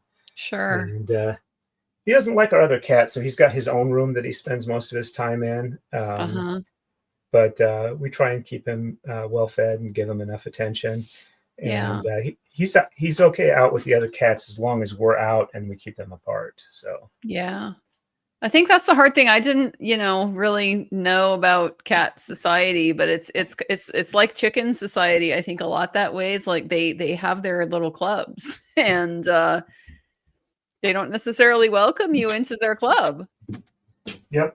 One of the cats from the first litter, his name is Felonius de la Croix y Sergio Mendez. He's a fencer, which is a joke a name from a parody of King of the Hill and the medieval group we're in. But we just call him Felonius, and wherever at the vet, they love the name. But his attitude is, everything's mine. I'm just going to go around, ignore everybody else, and do what I want to do. And he's mainly my wife's cat. He likes staying with her on the couch when she's watching TV. And the rest of them are a little more skittish, but they seem to get along mostly okay. But it's mainly Cuddlebug and the new cat, who's named Cerberus because he's got a spot on his back. Ooh. We call him Serby for short. He's the one who's usually up here and gets caught on camera because when he's up here, he doesn't attack any of the fiber art stuff, and all the other cats do. So he's the one allowed to come up here. But he also likes demanding a lot of attention, so I can't really have him up here when I'm streaming a lot, or it's too easy to fall over him, and I don't want to do that. Sure. But he's about 10 years younger than the rest of the cats, so he's eventually going to get the whole place to himself. So, but yeah, since you had the kittens, I figured I'd share our cat history. Yeah, I love hearing all the cat stories now because I have a lot to learn. Yeah, our cats are actually pretty large. They must have some Maine Coon somewhere in their background. Most of our cats tend to be about 16 to 18 pounds, and they're long limbed, so they don't look like they're fat. Our roommate jokes that they're jaguars because she has a small apple-faced Siamese that's like about only about a third to half their size. And her cat stays with her mostly. She has some health issues, so her room has its own air conditioning, and she spends a lot of time in there. And her cat is much better behaved than any of the rest of them here. She's more used to bringing up cats. She's had cats all her life, and my wife has had cats before, but we never had cats when I was growing up. We had 2 dogs. Yeah, I never had cats growing up. We always had dogs. My dad didn't like cats. We had dogs. Okay. Yeah. the first dog I remember us having, I was told that he was this, but I kind of doubt it these days, is that he was half dingo and half poodle. That's quite a mix. Yeah. But he was just kind of like the size of like maybe a small terrier. So I really doubt that that was actually the case. Because if it's one of, if the poodle was like a teacup poodle in his heritage or her heritage, I don't see them being a very successful mix.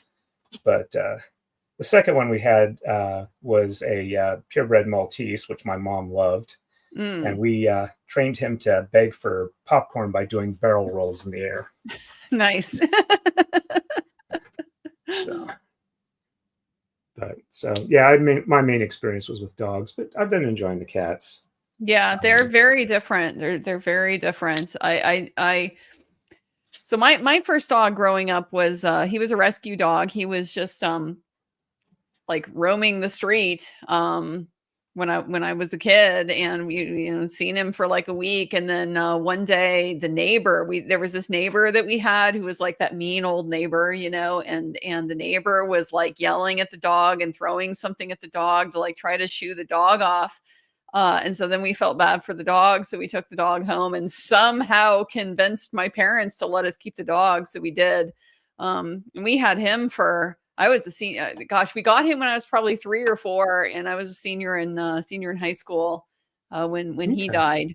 So that was Buddy, and Buddy was probably some kind of like Brittany border collie kind of mix. Definitely a herding breed. Very, very sweet dog, but not necessarily the smartest dog. So now I have the Vizslas, and I've had 3 of them now. And the Vizslas are a hunting dog. They're they're bird dog, and they are much more intelligent than Buddy ever was. And any of the other dogs we had like a Dachshund Chihuahua mix for a while and things like that. So the Vizslas are like these very sensitive, intelligent dogs, I guess, by dog standards. The cats are so much smarter than the dogs. Like I didn't know. Yeah, it's kind of a different type of intelligence. Yeah, it is. And I found that if you can associate it with like food, the cats will tend to like really be easily trainable for certain types of activities. So, and I know dogs tend to also, they can be food motivated, but cats I've noticed tend to like, they don't get easily fooled by like, hide the food type thing where you like try and throw it or whatever. It's like, I didn't see it go anywhere. It's still got to be in your hand. Yeah. So, but they still have like a little bit less, I'd say, object permanence than dogs do. Dogs are better at that type of intelligence. So the other thing I think you'll find with cats is they, if things happen at a certain time, they'll decide that that's the time that it has to happen to and get very insistent that it's time for this now.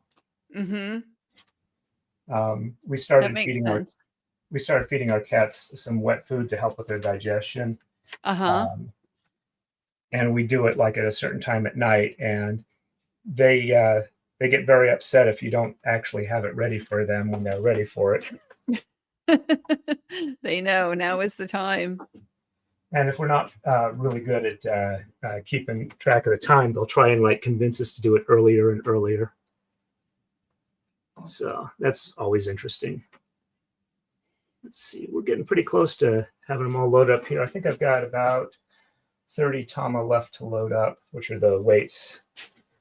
Incidentally, I bought the injection molds for these off of, let's see, get this in focus. And they're injection molded acrylic shells. It's the same thing where you can just like rotate it 90 degrees. And I use a steel core to get the right weight.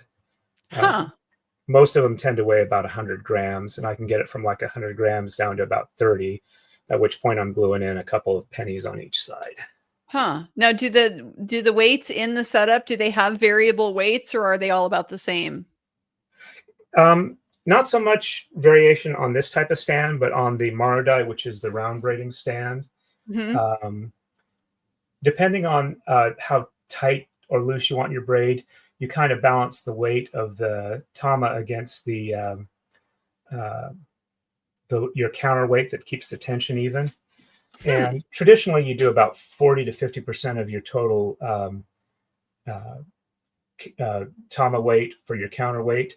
But if you want to do like a really loose and lacy type braid, you got to reduce both weights to where it's like not pulling as much each time. Ooh, interesting. We got a super chat from MLS. Let's see. Dave says, here for some silk. Awesome. But yeah, that's from MLS from the Lego Law channel. Yep. So, and I've lost track where I am again. Sorry about that. Oh, no worries. Well, hey, speaking of legal stuff, I've been like pretty out of the loop, and so I got to know: are there like any trials that you're following right now? Is there anything worth watching? What are people paying attention to? Most of the Megan Fox and Tug have been following up a lot on the What the Hales situation, which looks like it's finally getting to where the Lynette Preston side is starting to get to the find out portion of the equation, where like the judge looks like he's going to be issuing sanctions for not showing up for discovery and insisting on discovery. And that has got so much lore on it. I'm not really keeping up with that one. I am kind of looking forward to the Laura Owens criminal trial that's coming up in Arizona. That one seems like that one has deteriorated at a rate that I didn't really realize was possible. I don't know what is up with that lawyer. Yeah, Gingras is, I don't know what his issue is, whether he's like gotten so friendly with Laura that he's no longer thinking rationally about conflict of interest and things like that. But I wasn't too impressed when like his first entry into the case was he wrote like a 46-page motion for more time and spent a good chunk of it complaining about Trump in a case that has absolutely nothing to do with politics. Yeah. And I just remember I think it was a motion to reconsider he did or something like that, where he was like mocking the judge. He's like saying the judge has daddy issues or something. I could not believe the guy.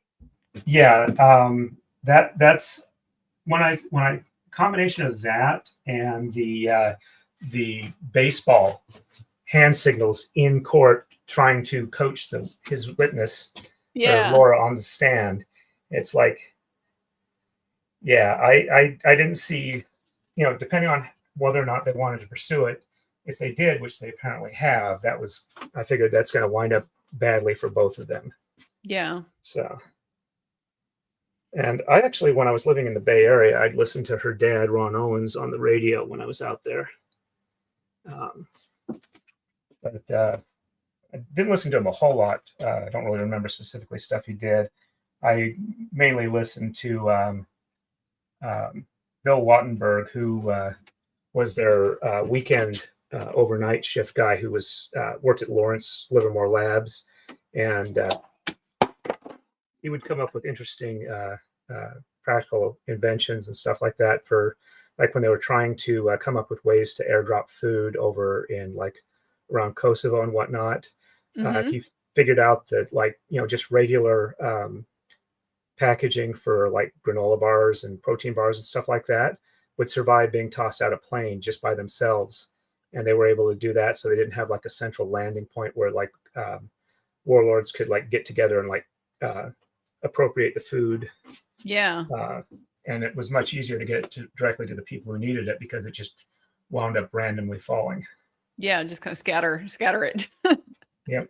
And he also came up with an idea for temporary replacement for bridges that were washed out on I-5 by using railroad flat cars lashed together.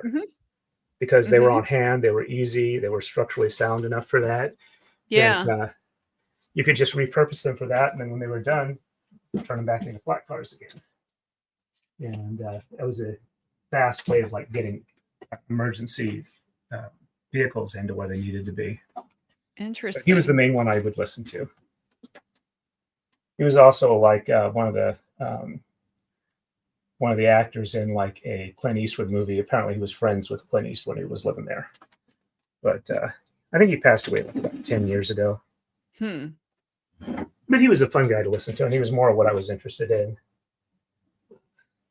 Wasn't really much in the argue back and forth type of radio. Yeah. So, all right, let's see. Make sure I get the crossover in the right direction, because if I don't, then the weave doesn't work properly. There we go. But I should have the setup for this done by the end of tomorrow night's stream.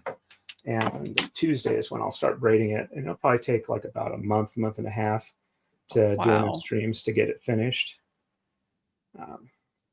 But yeah, the first one of these I did was for Nick Rekieta. Then I did one for Ian Runkle.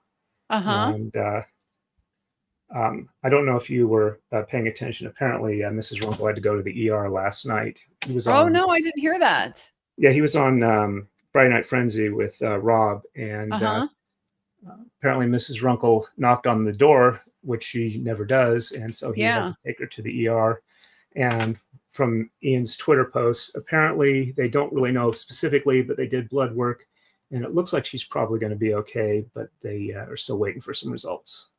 Wow. So, that's alarming. Yep. And then I think after Ian, I did one for Rob. I also did one for Danny of Danny on Direct. And did one for Legal Vices before he passed away. Nice. His son was able to get the braid, so his son has it right now. Oh, that's great.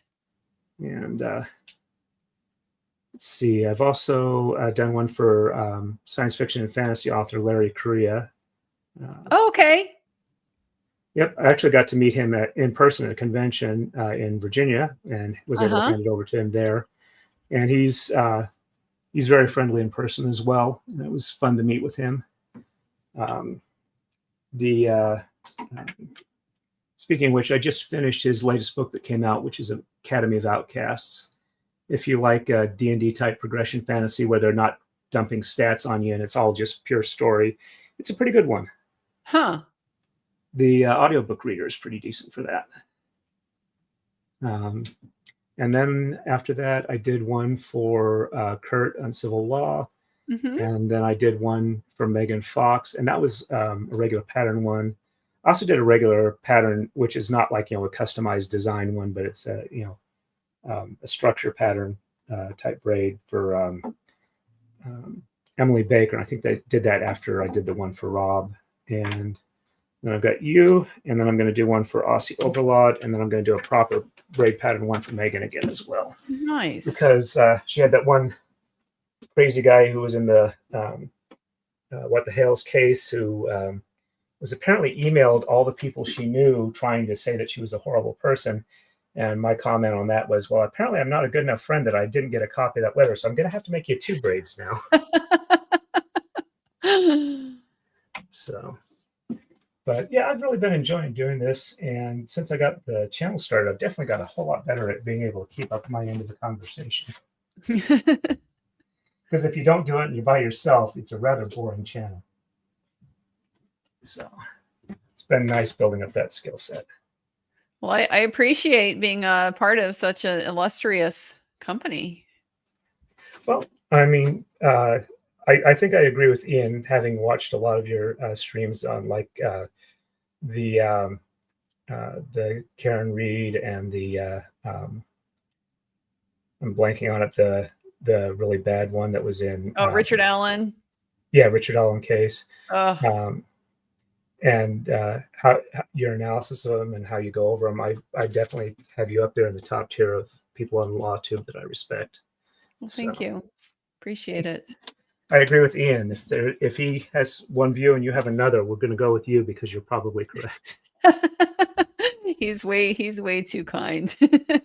Yeah, he's really nice to deal with, and he's one of the people that kind of helped me get going. He was the second one I did the braid for, so I really have a soft spot in my heart for him. I've actually made a couple of braids for the Stollery children's auction that he does. Oh, good. Yeah. Yeah, Ian is wonderful people. I got to meet him up in Vancouver this last fall. He was having his meetup up there, and so I just decided I'll go ahead and crash it. Why not? And it was a great time. I'm gonna try and make bracelets out of this particular braid for this year's auction if he's nice. Willing to do that. I know he got overloaded with too many donations and couldn't mail them all out, so I figure I'll do it and then mail it out to whoever gets it, so that he doesn't have to deal with that. Yeah, that's what I did last year. I think I donated some of my boxing gloves, and then I just mailed them to the person who bought them. Okay. But yeah, I would feel bad about overloading Ian because yeah. I would never want to be anything but part of the solution with Ian. I would never want to be part of the problem. Like in anything I can do, I would do for that guy. Yeah. It was like him and Nick that kind of helped me realize some of the things that I need to deal with, because apparently I've also got narcolepsy. And oh, no I never kidding. realized it. And being able to deal with that has helped a lot in my life. Though the first medicine that I started on, apparently the anti-migraine medicine I take, it neutralizes it.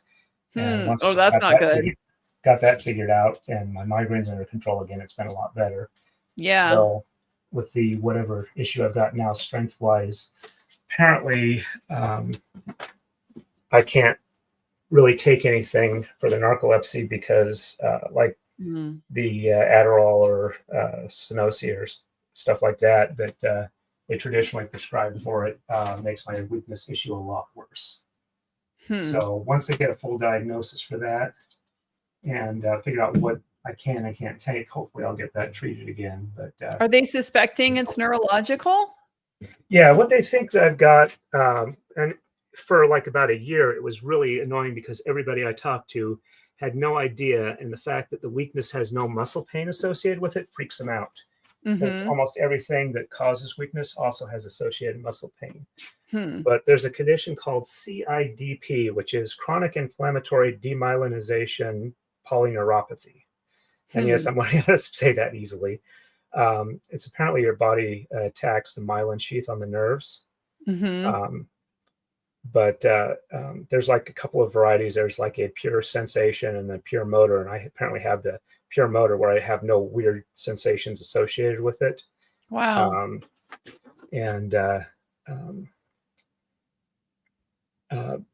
The good news is that there are 4 or 5 different treatment modalities for it that seem to be fairly good. And there's about a 20 to 50% chance of full remission for at least 5 years. Oh, that's good. So, and it's not one of the ones that shorten your lifespan. So I'm feeling fairly optimistic that if it is that, I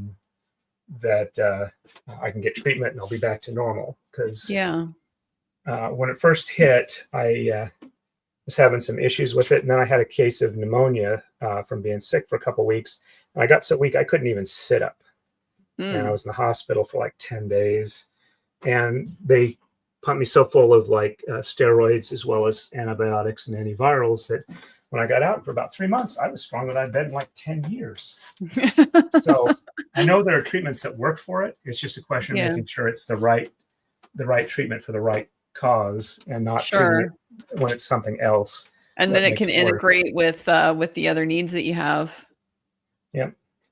So, but yeah, I've been kind of not streaming near as much as I'd like to for the last year and a half. So I'm hopeful that in the next couple of months, I'll be back up to full speed, which is one of the reasons why I wanted to get started on this braid, because I've actually been doing fairly well the last couple of months.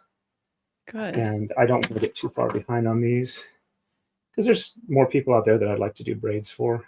Now, the fun one is I want to do one for Rodrick, and I have no idea how I'm going to ask him what he wants, because his channel's big enough that it's hard to get through directly to him. Sure. I know Nick knows him, but Nick's been having enough issues currently that I don't want to bother him until he gets everything sorted out. Well, he'd be happy to help. I know he would. Nick's a helper. Yep, I did get a chance to meet him in person when he was out in Philadelphia a couple years ago. Nice. So, but sorry, focusing a little bit here on the braid, just making sure that it's not messing it up. But it's helps if I remember to actually weave it through. It doesn't work so well if I don't. But I'm having a really nice time. I appreciate the fact that you were able to come on. Yeah, happy to. It was it's a just a Saturday here, but we've got my grandma is I gotta think now, she's 96. She's 96 years old. It's like, she's at the point where it's hard to count anymore.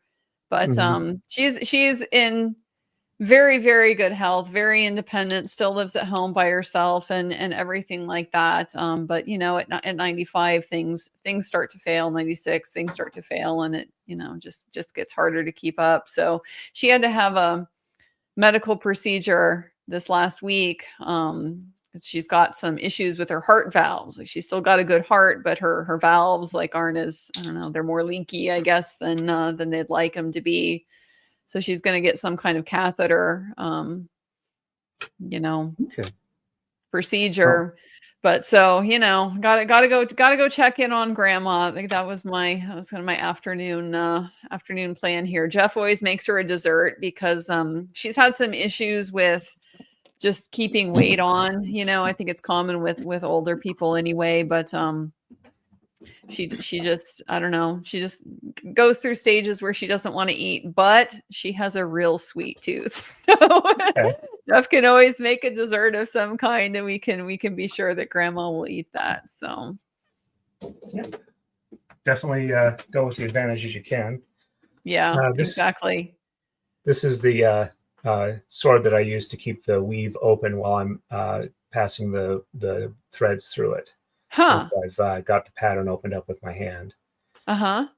Did freehand sanding on this to get it its shape. So wow.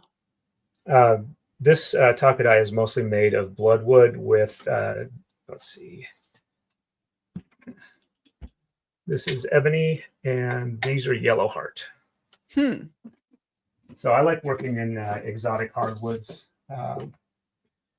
One of the ones I want to use more, but it's hard to do because it's over harvested, is ipe, because it's yeah. So and it looks like walnut when you're done with it. It does. It's beautiful. But I don't want to contribute to its lack of supply, so I haven't been able to find sources that I'm comfortable getting it from yet. I want to get it from a place that is farming it. So. And but since I do like CNC machining and stuff like that, most of the tools I get tend to be carbide, so I don't really have a problem working with hardwoods. So that's blue next. Okay.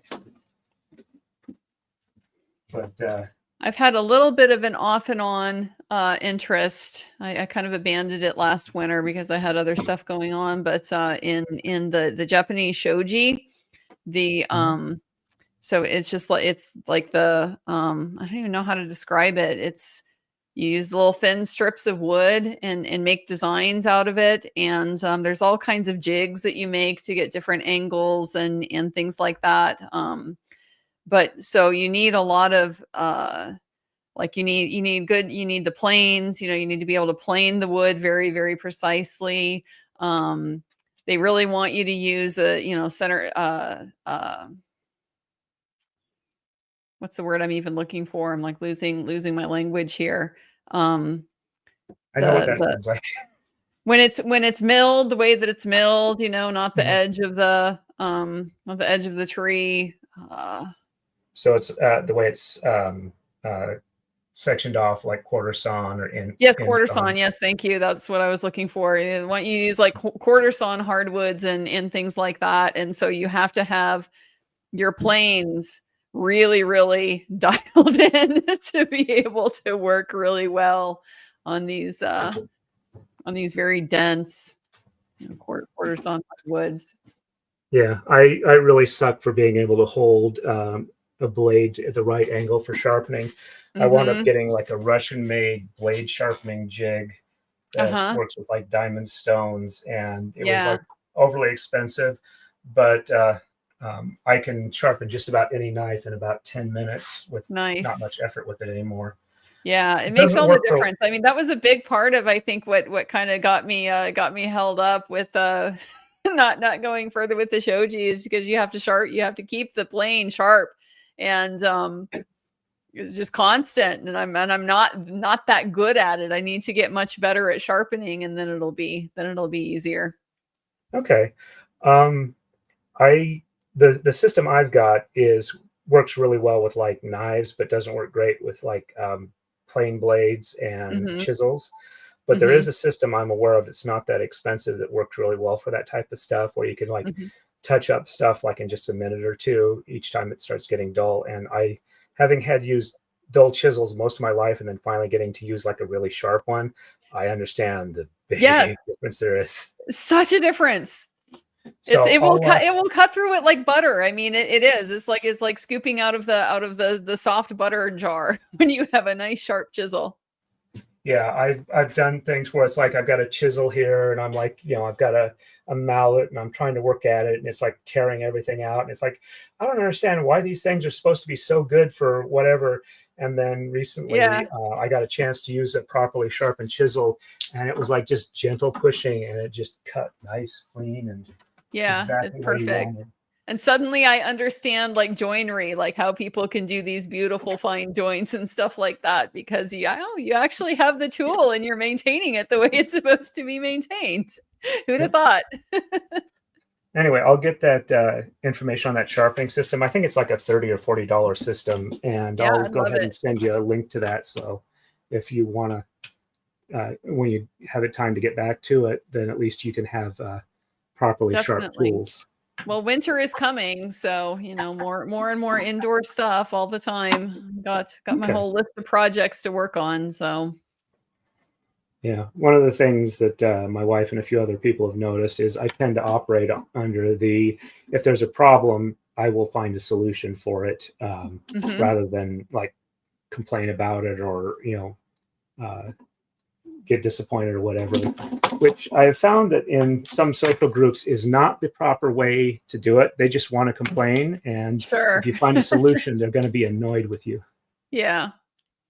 So I'm more like you, but it might take me a while to find the solution. I might go ahead and back burner it and just kind of forget it's an issue for a while, but it will always be there in the back of my mind, and I'll have to come back and fix it.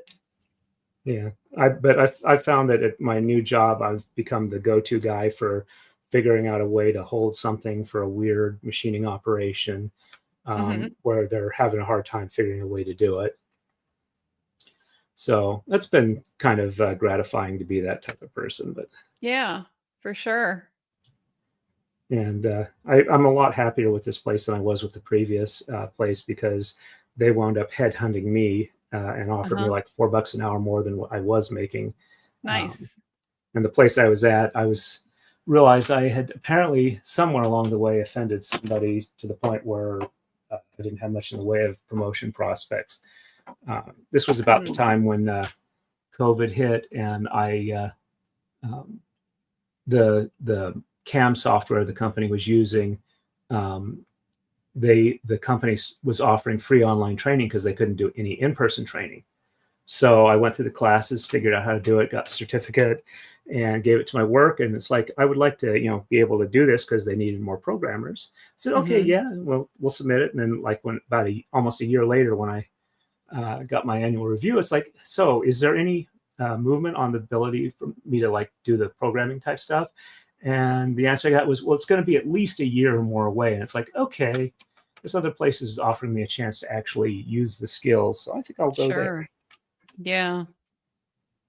That was not really a fun place to be at the last couple of years. I was also doing IT work there. Our previous IT manager had passed away, and I had to fill in on an emergency basis. Oh, and then you're always, once it's an emergency and you fill in, there's no need for them to go and replace that. You're stuck with it. Well, actually, they transferred me over that full time where I was doing that instead of machining. And I Oh, was okay wow. with that, other than the fact that they weren't. I mean, they switched me to salary, and I was actually the main IT guy, and Uh-huh. I was fine with that, other than the fact that they didn't want to pay for any type of training for me to fill in the gaps in what I didn't know. And so we were upgrading our ERP system, which is basically it manages everything about the business. And so they hired in a specialist to do that upgrade. And so they asked me when we were about done with it if I was okay if they hired him on full time. And I said, sure, not a problem. He's got a skill set I don't have. It would be a great compliment to the, what we've got. So we got better coverage for what we need. And about 6 months later, I found out they hired him on as the CIO. Did not tell me he was my boss. Oh, wow. And it's like they've been going on for like 6 months. And we were talking about, it's like, okay, so fine, you are my boss. I can deal with that. But you email me a ton. And the way my brain works, every time you email me, it kind of derails me and slows me down. Mm-hmm. Can I just make a promise that every time I get to a logical stopping point, I'll email you what I'm doing and where I'm at so that you can keep up without having to email me? And they said, sure. And about 3 weeks later, I realized for every email I was sending, I was getting about 3 to 4 back in return. Ugh. And it's like, I'm not going to deal with that. Yeah. So I at that point, it's like, I'm just going to go back onto the shop floor. I'm not going to do any IT work.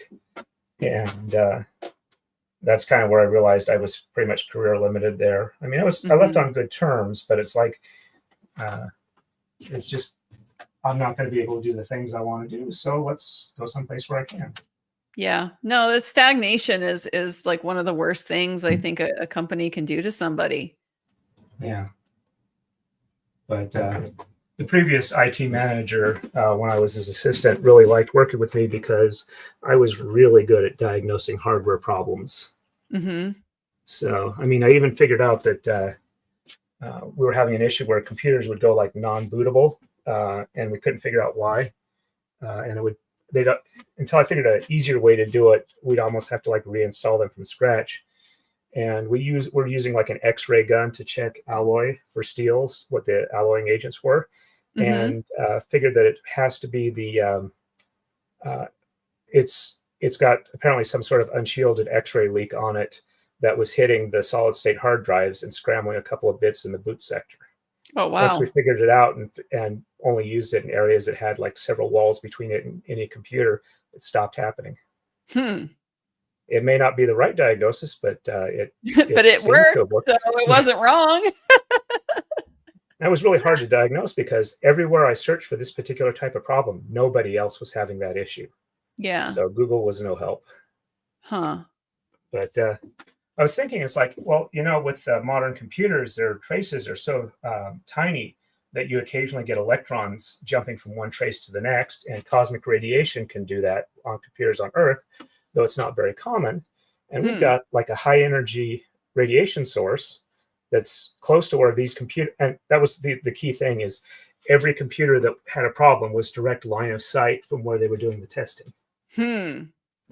So, but I mean, the people who used it had dosimeter badges, so whatever it wasn't like enough to cause physical problems, but it's enough to flip a bit or two, and yeah, just really at least weird. Not enough to cause obvious like physical problems in the short term. Yeah, well, I mean, if they're wearing dosimeter badges and they never show any like exposure at all, either the badges are bad or it's not that much. It's not that bad, yeah. So, but yeah, once we made sure that all the computers had at least a wall or two between them and the testing area, it stopped happening. So, when all the probable solutions aren't correct, the improbable starts being where you look. Sure. Let's see. Trying to think if any of the other stories that my chat likes that I could share with you, but my mind's kind of drawn a blank.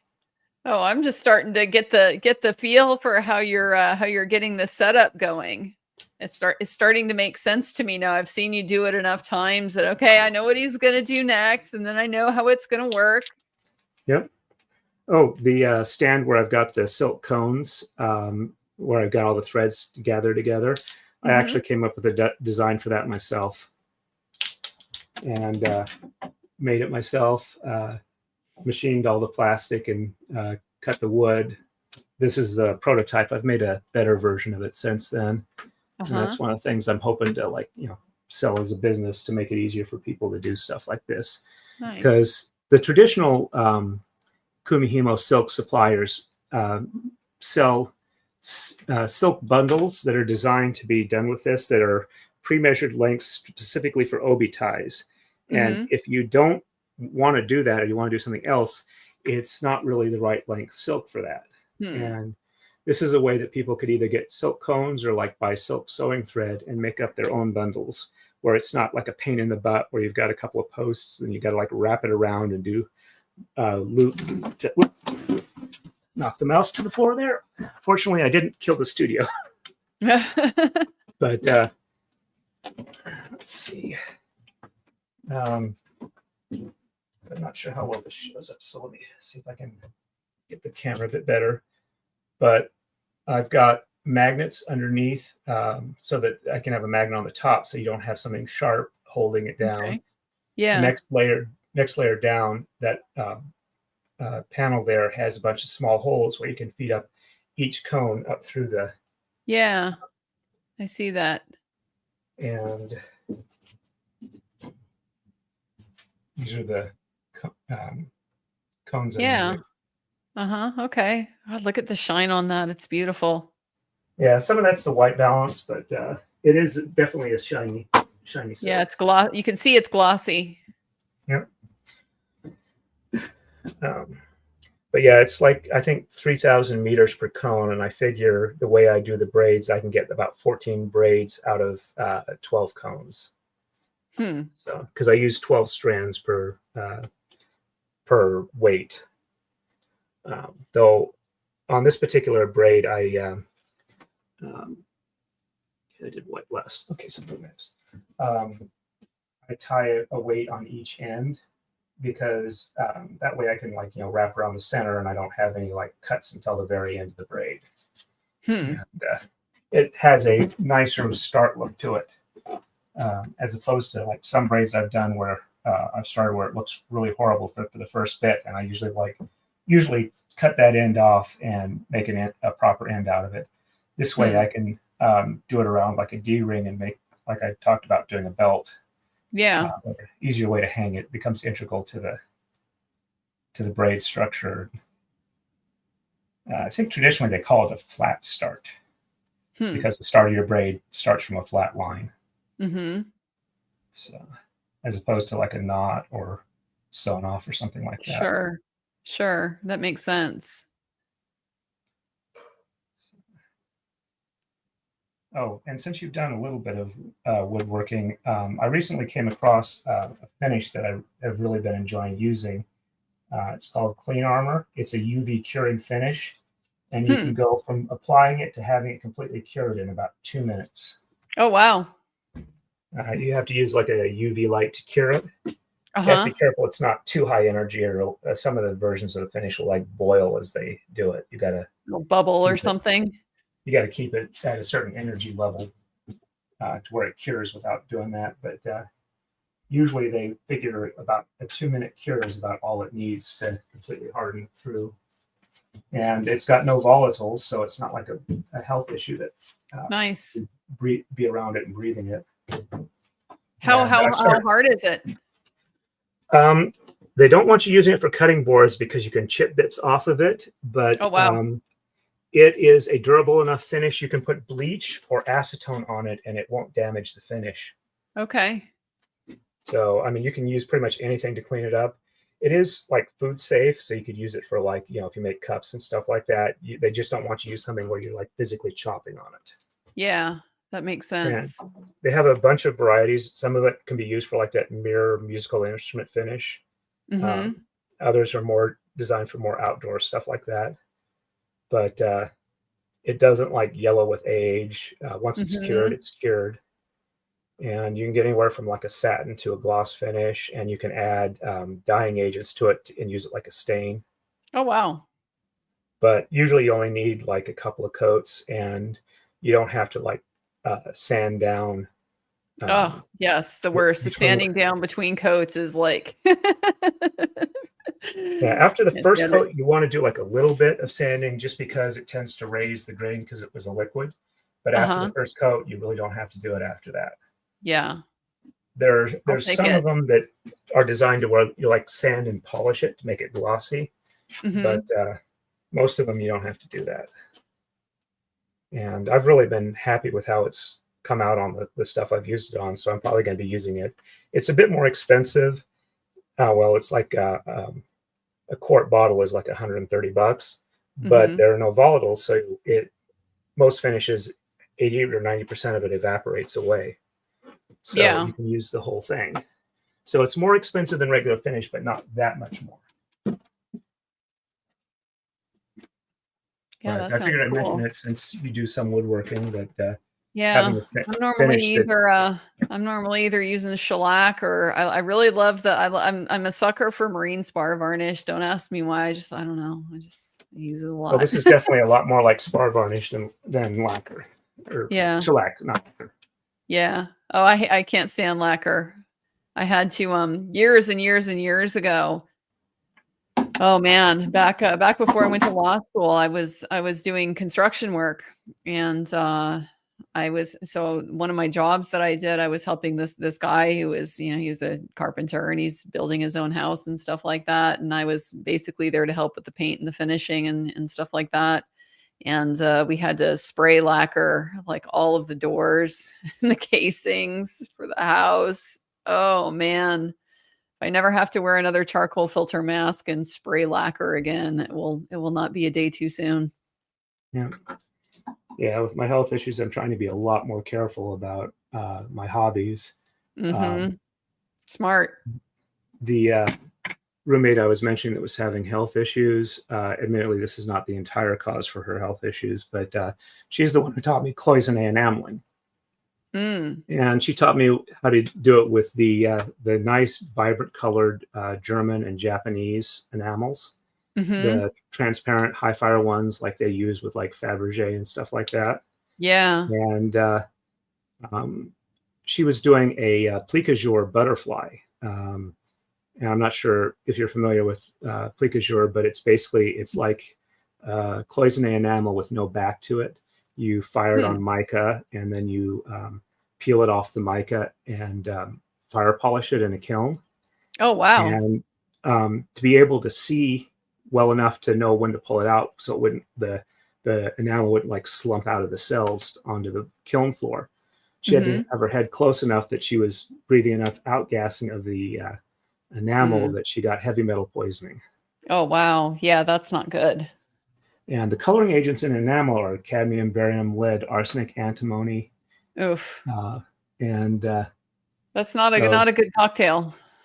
Yeah, she had enough antimony that since they occasionally use it for rat poisoning, we joke that she's been rat free since '93. But yeah, she wound up getting some tumors, and like several years later, and when they took it out and they sent it to pathology sent a note back saying, okay, we've got your results on here, but we didn't get an autopsy report with these. Where is it? Oh, geez. So fortunately, I have not had that issue. And when I do the enameling, I get a heavy metal testing every year to make sure that I don't start building up levels. Yeah. So, well, I got mostly away from the volatile organics. Now I just get hit in the head. So I don't know if that's an improvement or not, but. Yeah. Well, I do have to say that when I heard you did boxing, I was very impressed because I know I would not be good at that at all.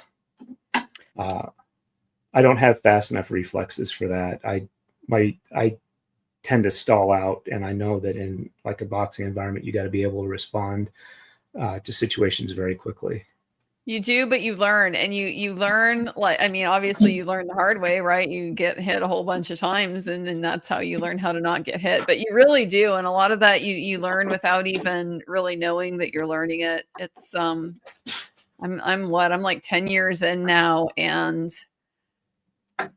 I just, yeah, I don't really have a lot of the skills that you need to be really good at boxing, like really quick reflexes, really, like just born power, all those kinds of skills. It did not come naturally to me.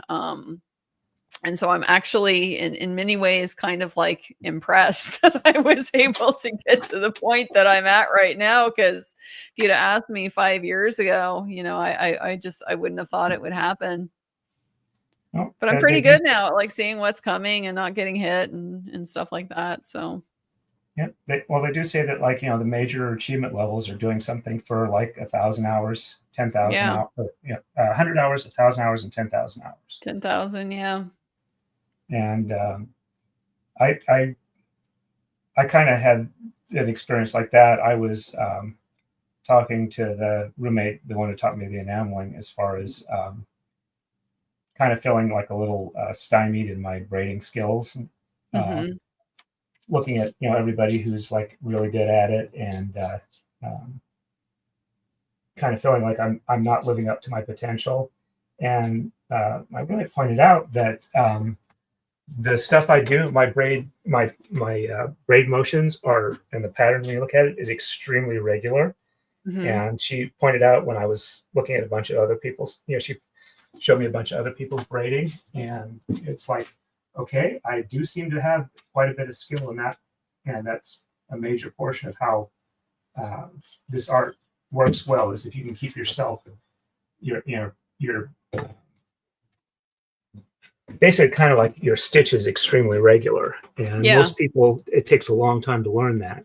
Oh, I bet it does. I never quite got there with knitting. It's a question of tension and all these things that you're trying to keep, the same, even though it's not the same, because, things are changing as you're doing it, but it does. It's definitely a skill. It takes a lot of practice.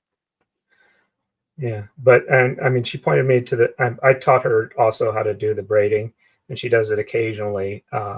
And she pointed me to her stuff and my stuff. And she said, like, the thing that she's always been impressed with my braiding is that I'm dead nuts even in how I do the patterns. And I've been doing this for like 25 years. So when I look back on it, it's like, well, I'd hope I'd be at least like this level, because if not, I'm probably not doing it right. Like, I wasted a lot of time if I hadn't. I know. I could definitely feel that way. Yeah. And this is with my ADHD. This is like one of the few things that I've kept with long term, because I tend to, for my hobbies, I tend to do them for like about 6 months to a year and a half. And then they kind of fall by the wayside, and I don't really do them anymore. But I've also found that when I do learn stuff, I tend to start off at a much higher skill level than I would expect, because I'm able to use the other skill sets where they overlap. And that makes sense. It's been kind of fortunate. When I was in grade school and junior high, I went through like 7 different musical instruments. Oh, wow. And then I had like about a 10-15 year gap, and then I tried to pick up harp, and I did that for several years, and I enjoyed it, but I realized that somewhere along the way I lost the ability to sight read music, and I haven't gotten it back yet. Which makes it a lot harder to play music if you can't sight read. Basically, what I was doing is I would go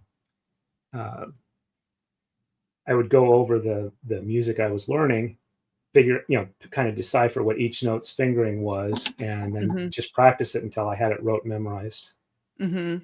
So, and it was always frustrating when I was trying to play with musicians who would jam. It's like, well, just do this, this, and this. And it's like, I can't, I don't know how to. Yeah, I don't have the theory background to do jazz improv. Like, sorry, it's not going to happen. Yeah. Well, just play this chord. It's like, okay, how do you finger that? Yeah. Because I wasn't actually learning it as chords. I was learning it as, okay, at this point I have I pull these strings on the harp at the same time. I mean, I could play competently for the stuff I'd learned, but if I hadn't learned it, it'd take me a while to get there. I even got like when I started trying picking up flute again, which was one of the instruments I played as a kid. Now that I'm old enough to actually understand the instructions, because I had a band teacher that wasn't really good at explaining how the embouchure worked and what I would need to do when I was playing to tell me what I was doing right, what I was doing wrong, because it wasn't his instrument either. But I got like a flashcard program for learning notes, and I never really got all that great at it. But I still want to pick it up again because it'd be nice to be able to like sit down and play my own music. Yeah, it is. I mean, it's so complex. Music is a whole language, and there's so much math to it. You know, that's the part of it where I wish I had stuck with it more than I did. Like I learned enough basically to be, you know, nominally competent. Like I'm today I can sit down and I can look at a piece of sheet music and I won't be able to like play the whole thing just from looking at it. You know, it's going to take me a minute, but I will be able to translate at some point what is on that written page into, you know, me playing the song on the piano. But it's the improv that is it's so impressive to me, especially the jazz with the weird scales that they use, and then going into modal playing and things like that. I mean, just there's this whole element of understanding music and how sound fits together that I never got to that level, and it's so impressive to me. Yeah, I definitely sympathize with you there. I did want to do stuff like that, and I just never got the instruction at the time that I needed it to be able to pick that up, or just don't have the brain set for it. So it's like learning a language. I mean, in many ways. Yep. There's a logic to it, you know, there's a kind of grammar to it. Obviously, there's the symbology to it and stuff. Yep. I tried learning Spanish in school, didn't do all that great. Then afterwards, I tried learning Scots Gaelic, which I think was way too ambitious. That is ambitious. That's a tough one. Yeah, about all I remember is like Kimirahalu, which is like how are you, and that's about it. Though I did when I was playing harp and stuff like that, I got like music of oops, looks like I got one thread that didn't want to go there. I've listened to like Scots Gaelic singers on the harp, and it always struck me that Gaelic also for the music sounded a lot like Japanese, which struck me interesting. But I did have a friend that I knew in California that could actually speak conversational medieval Welsh. Oh, wow. Don't ask me the level of dedication it would take you to be able to do that. Yeah, that's up there. That's up there for sure. But it was always fun to hear her rant that when people found out she spoke Welsh, they'd say, "Oh, I've always wanted to learn Gaelic." And her response is, "Welsh is not Gaelic. Welsh is not Gaelic. Welsh is not Gaelic." Yeah, no, it's like, not Gaelic. There's the P Celtic and the Q Celtic branches. And Welsh, Breton, and Max is one half, and or Welsh, Breton, and I don't remember what the third one was. Or Cornish is one, and Scots Gaelic, Irish Gaelic, and Manx is the other half. And the way she described it is that one branch grabbed all of the consonants and decided to use them as vowels, and the other one grabbed all the vowels and decided to use them as consonants. That makes a lot of sense. Yes. The diphthongs are what will get you in the Gaelic every single time. Yep. But since I was in that the medieval society, at least I always knew the proper. I could always, pronounce Siobhan and Celtic and more. A lot of the names I knew how to pronounce, even though looking at them, it's like that spelling is interesting. Yeah. When I looked at Siobhan, I always wanted to pronounce it like Slavhan or something like that. Yeah, yeah. But I mean, it's a fun group. I've been in it since 1984, and their biggest annual event is held in Western Pennsylvania. It's called Penzic War. The joke is that the loser has to take Pittsburgh. And, fair. But they get somewhere around 10 to 12,000 people every year that show up for about 2 weeks. And the difference between this group and like Renaissance fairs is that it's kind of like an environment for the participants as opposed to a show that's put on the public. Mm-hmm. And while they do encourage people to like, develop personas, the main goal that a lot of people have is, just trying not to look like they're an explosion in a time machine for the clothes they wear. But my wife and I have been like working for the event staff for, I think, close to 15 years now. And we actually go out there for like 3 weeks because we're help for the setup week for staff. Mm-hmm. And it's a fun environment. I got friends that I see there every year, and there's classes. Now, is this in Western or Eastern Pennsylvania? The event's in Western Pennsylvania. I live in Eastern Pennsylvania. Okay. The group got started in Berkeley in like 1966. Mm-hmm. They had a protest against, I think, against the future or against modernity or whatever. And the main reason they were doing it is, I'm blanking on her name now, but a science fiction and fantasy author was joining the Peace Corps. And so they were having, a well-wishing party to send her off. Mm-hmm. And the people who were there had so much fun say, let's do this again. And so at the next time they decided they were going to do an event, they were going to, they rented space at a park, and they sent another science fiction and fantasy author there to, reserve the park. And so as the story goes from a friend of mine who was active from about that time, the person at the desk said, name of group. And the author was thinking, group, we're a group. Name, we need a name. Society for Creative Anachronism. That's what happens when you let a science fiction and fantasy author name your group. Yeah. So, and unfortunately, the author in question was actually Marion Zimmer Bradley, which has had a lot of not nice things be revealed about her as time went on. So, but the group kind of became self-sustaining and became more of like a generalized personal experimental archaeology type group where people would learn things, then try and figure out how to do them and share it with their friends. So one of the things I've done at this event back a while ago was make smelt iron using year 1000 technology. Wow. And that was fun. You learn lots of interesting things about it. For one thing, the bloom you get from that, which is steel as opposed to cast iron, or mostly iron. It's iron, not steel. Sorry, is that the bloom you get from it kind of forge welds like vegetable soup, because it's got so many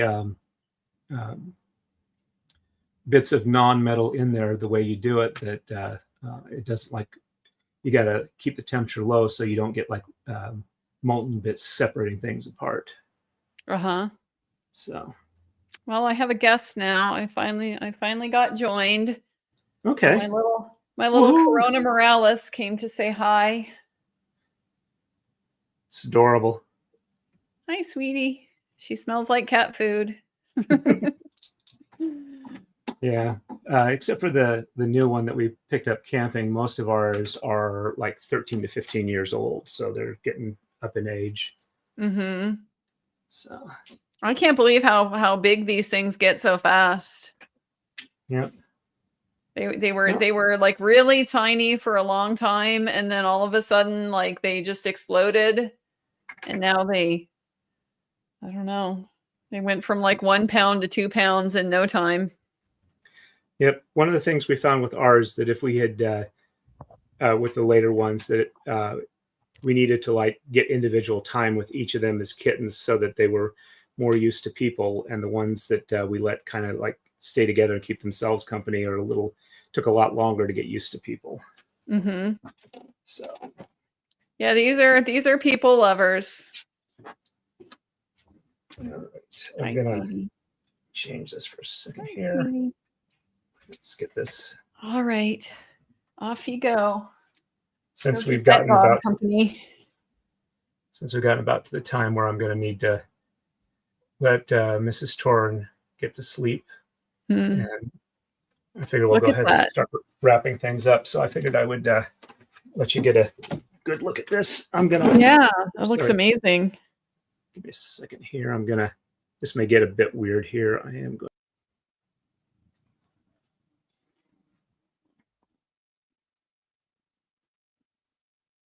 Here, kitty, purr in the mic. Yes, you can lick me, but purr in the mic.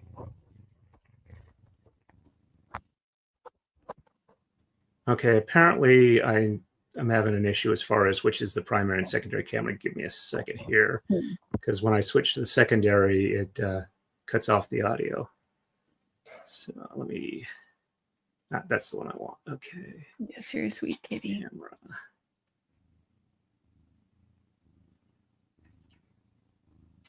Okay, so, all right, you should still be able to hear me now. Okay. Good. Yes. All right. Let's see. So that's the one side, and that's the other side. And the way I get the blue pattern for it is they get swapped up from the lower layer to the upper layer. Yeah. And some of them is that I'll like. As I'm moving my hand through here to get the pattern, I'll like drop to the lower layer and instead of the top one. And then as I pass through, then it pulls it up that way. So. Well, I can't wait to see the process of how the braiding works. Very excited. Well, I actually was a lot more productive than I was expecting to be. I think I've got less than an hour's worth of work to get this set up at this point. Wow. And I have to stop anyway because I've got about 6 of them I have to pull off of another braiding stand to get them done. Otherwise, I got to like get some steel rod and make more of those. And I don't really have the time to dig out the bandsaw and cut them out. So I'll just pull them off of another one. And well, this is perfect because the monsters are awaking, and so they'll overrun me pretty soon, and then they'll. So it's really been fun having you on. I really appreciate it, and I'll still send you links if you've got time and you want to drop in when I'm doing other stuff. But no expectations. Oh no, for sure, I'd love to. And hope at least if nothing else, I was not a too boring conversationalist. No, not at all. It's fascinating to learn, and I appreciate you having me on. Yep, it's been fun, and like I said, hopefully I'll have this to you in less than 2 months. Well, I'm not going to rush you, so look forward to seeing it unfold. Okay. All right. Best wishes, and I'll see you around. Thanks very much. Take care. Yeah, I'm going to read through my chats. I try and read all the chats that come through, so. Okay. I have a small enough channel I can actually do that. Have a good evening. Yep. All right. Let's see. All right. And I think this is, there we go. Hey, Andrea, from Melee. Gwen says, welcome, Andrea. And James Randolph says, I expect to see some old school sock knitting tomorrow on the old foot-powered machines. And Gwen says, it's actually too thin for that. I'm using it to crochet a bedspread. Philip Martin says, hello, all. Hey, Philip. James Randolph says, for the loom, it all makes sense now. Earl Hickey. And Melee says, hey, good to see you, Philip Martin. And Gwen says, hey there, Philip. And Davi Paka says, hello. Hey, Davi. And Melee says, hey, Davi Paka. And Gwendolyn says, thank you for hitting the like button. And James Randall says, that's the trap. None of my town's elected officials can find replacements. They do it because no one else will. And James Randall says, oh, snap. I wondered if you took her to the hauler. My brother's from West Virginia, too. And James Randolph, again, brother-in-law. And Dave, making law simple. Here's for some silk. And Melee says, Megan's got one, too. And Mela says, I don't paint because I forget to wash the brushes. And Mela says, the only volatile thing I get is charcoal from drawing. And Marmor says, I totally fell asleep. Hi, Andrea. And Kitty. And Martha Ivy says, thank you. It was interesting watching. Thank you, Martha, for coming in. I appreciate it. It was good to have you here. And thank you for the membership. All right. I think that is everything for today. And I will probably still have a stream tomorrow, but it's not going to be as long as I was planning it because I got a lot more done than I was expecting to. So as always, everybody, stay safe and happy braiding.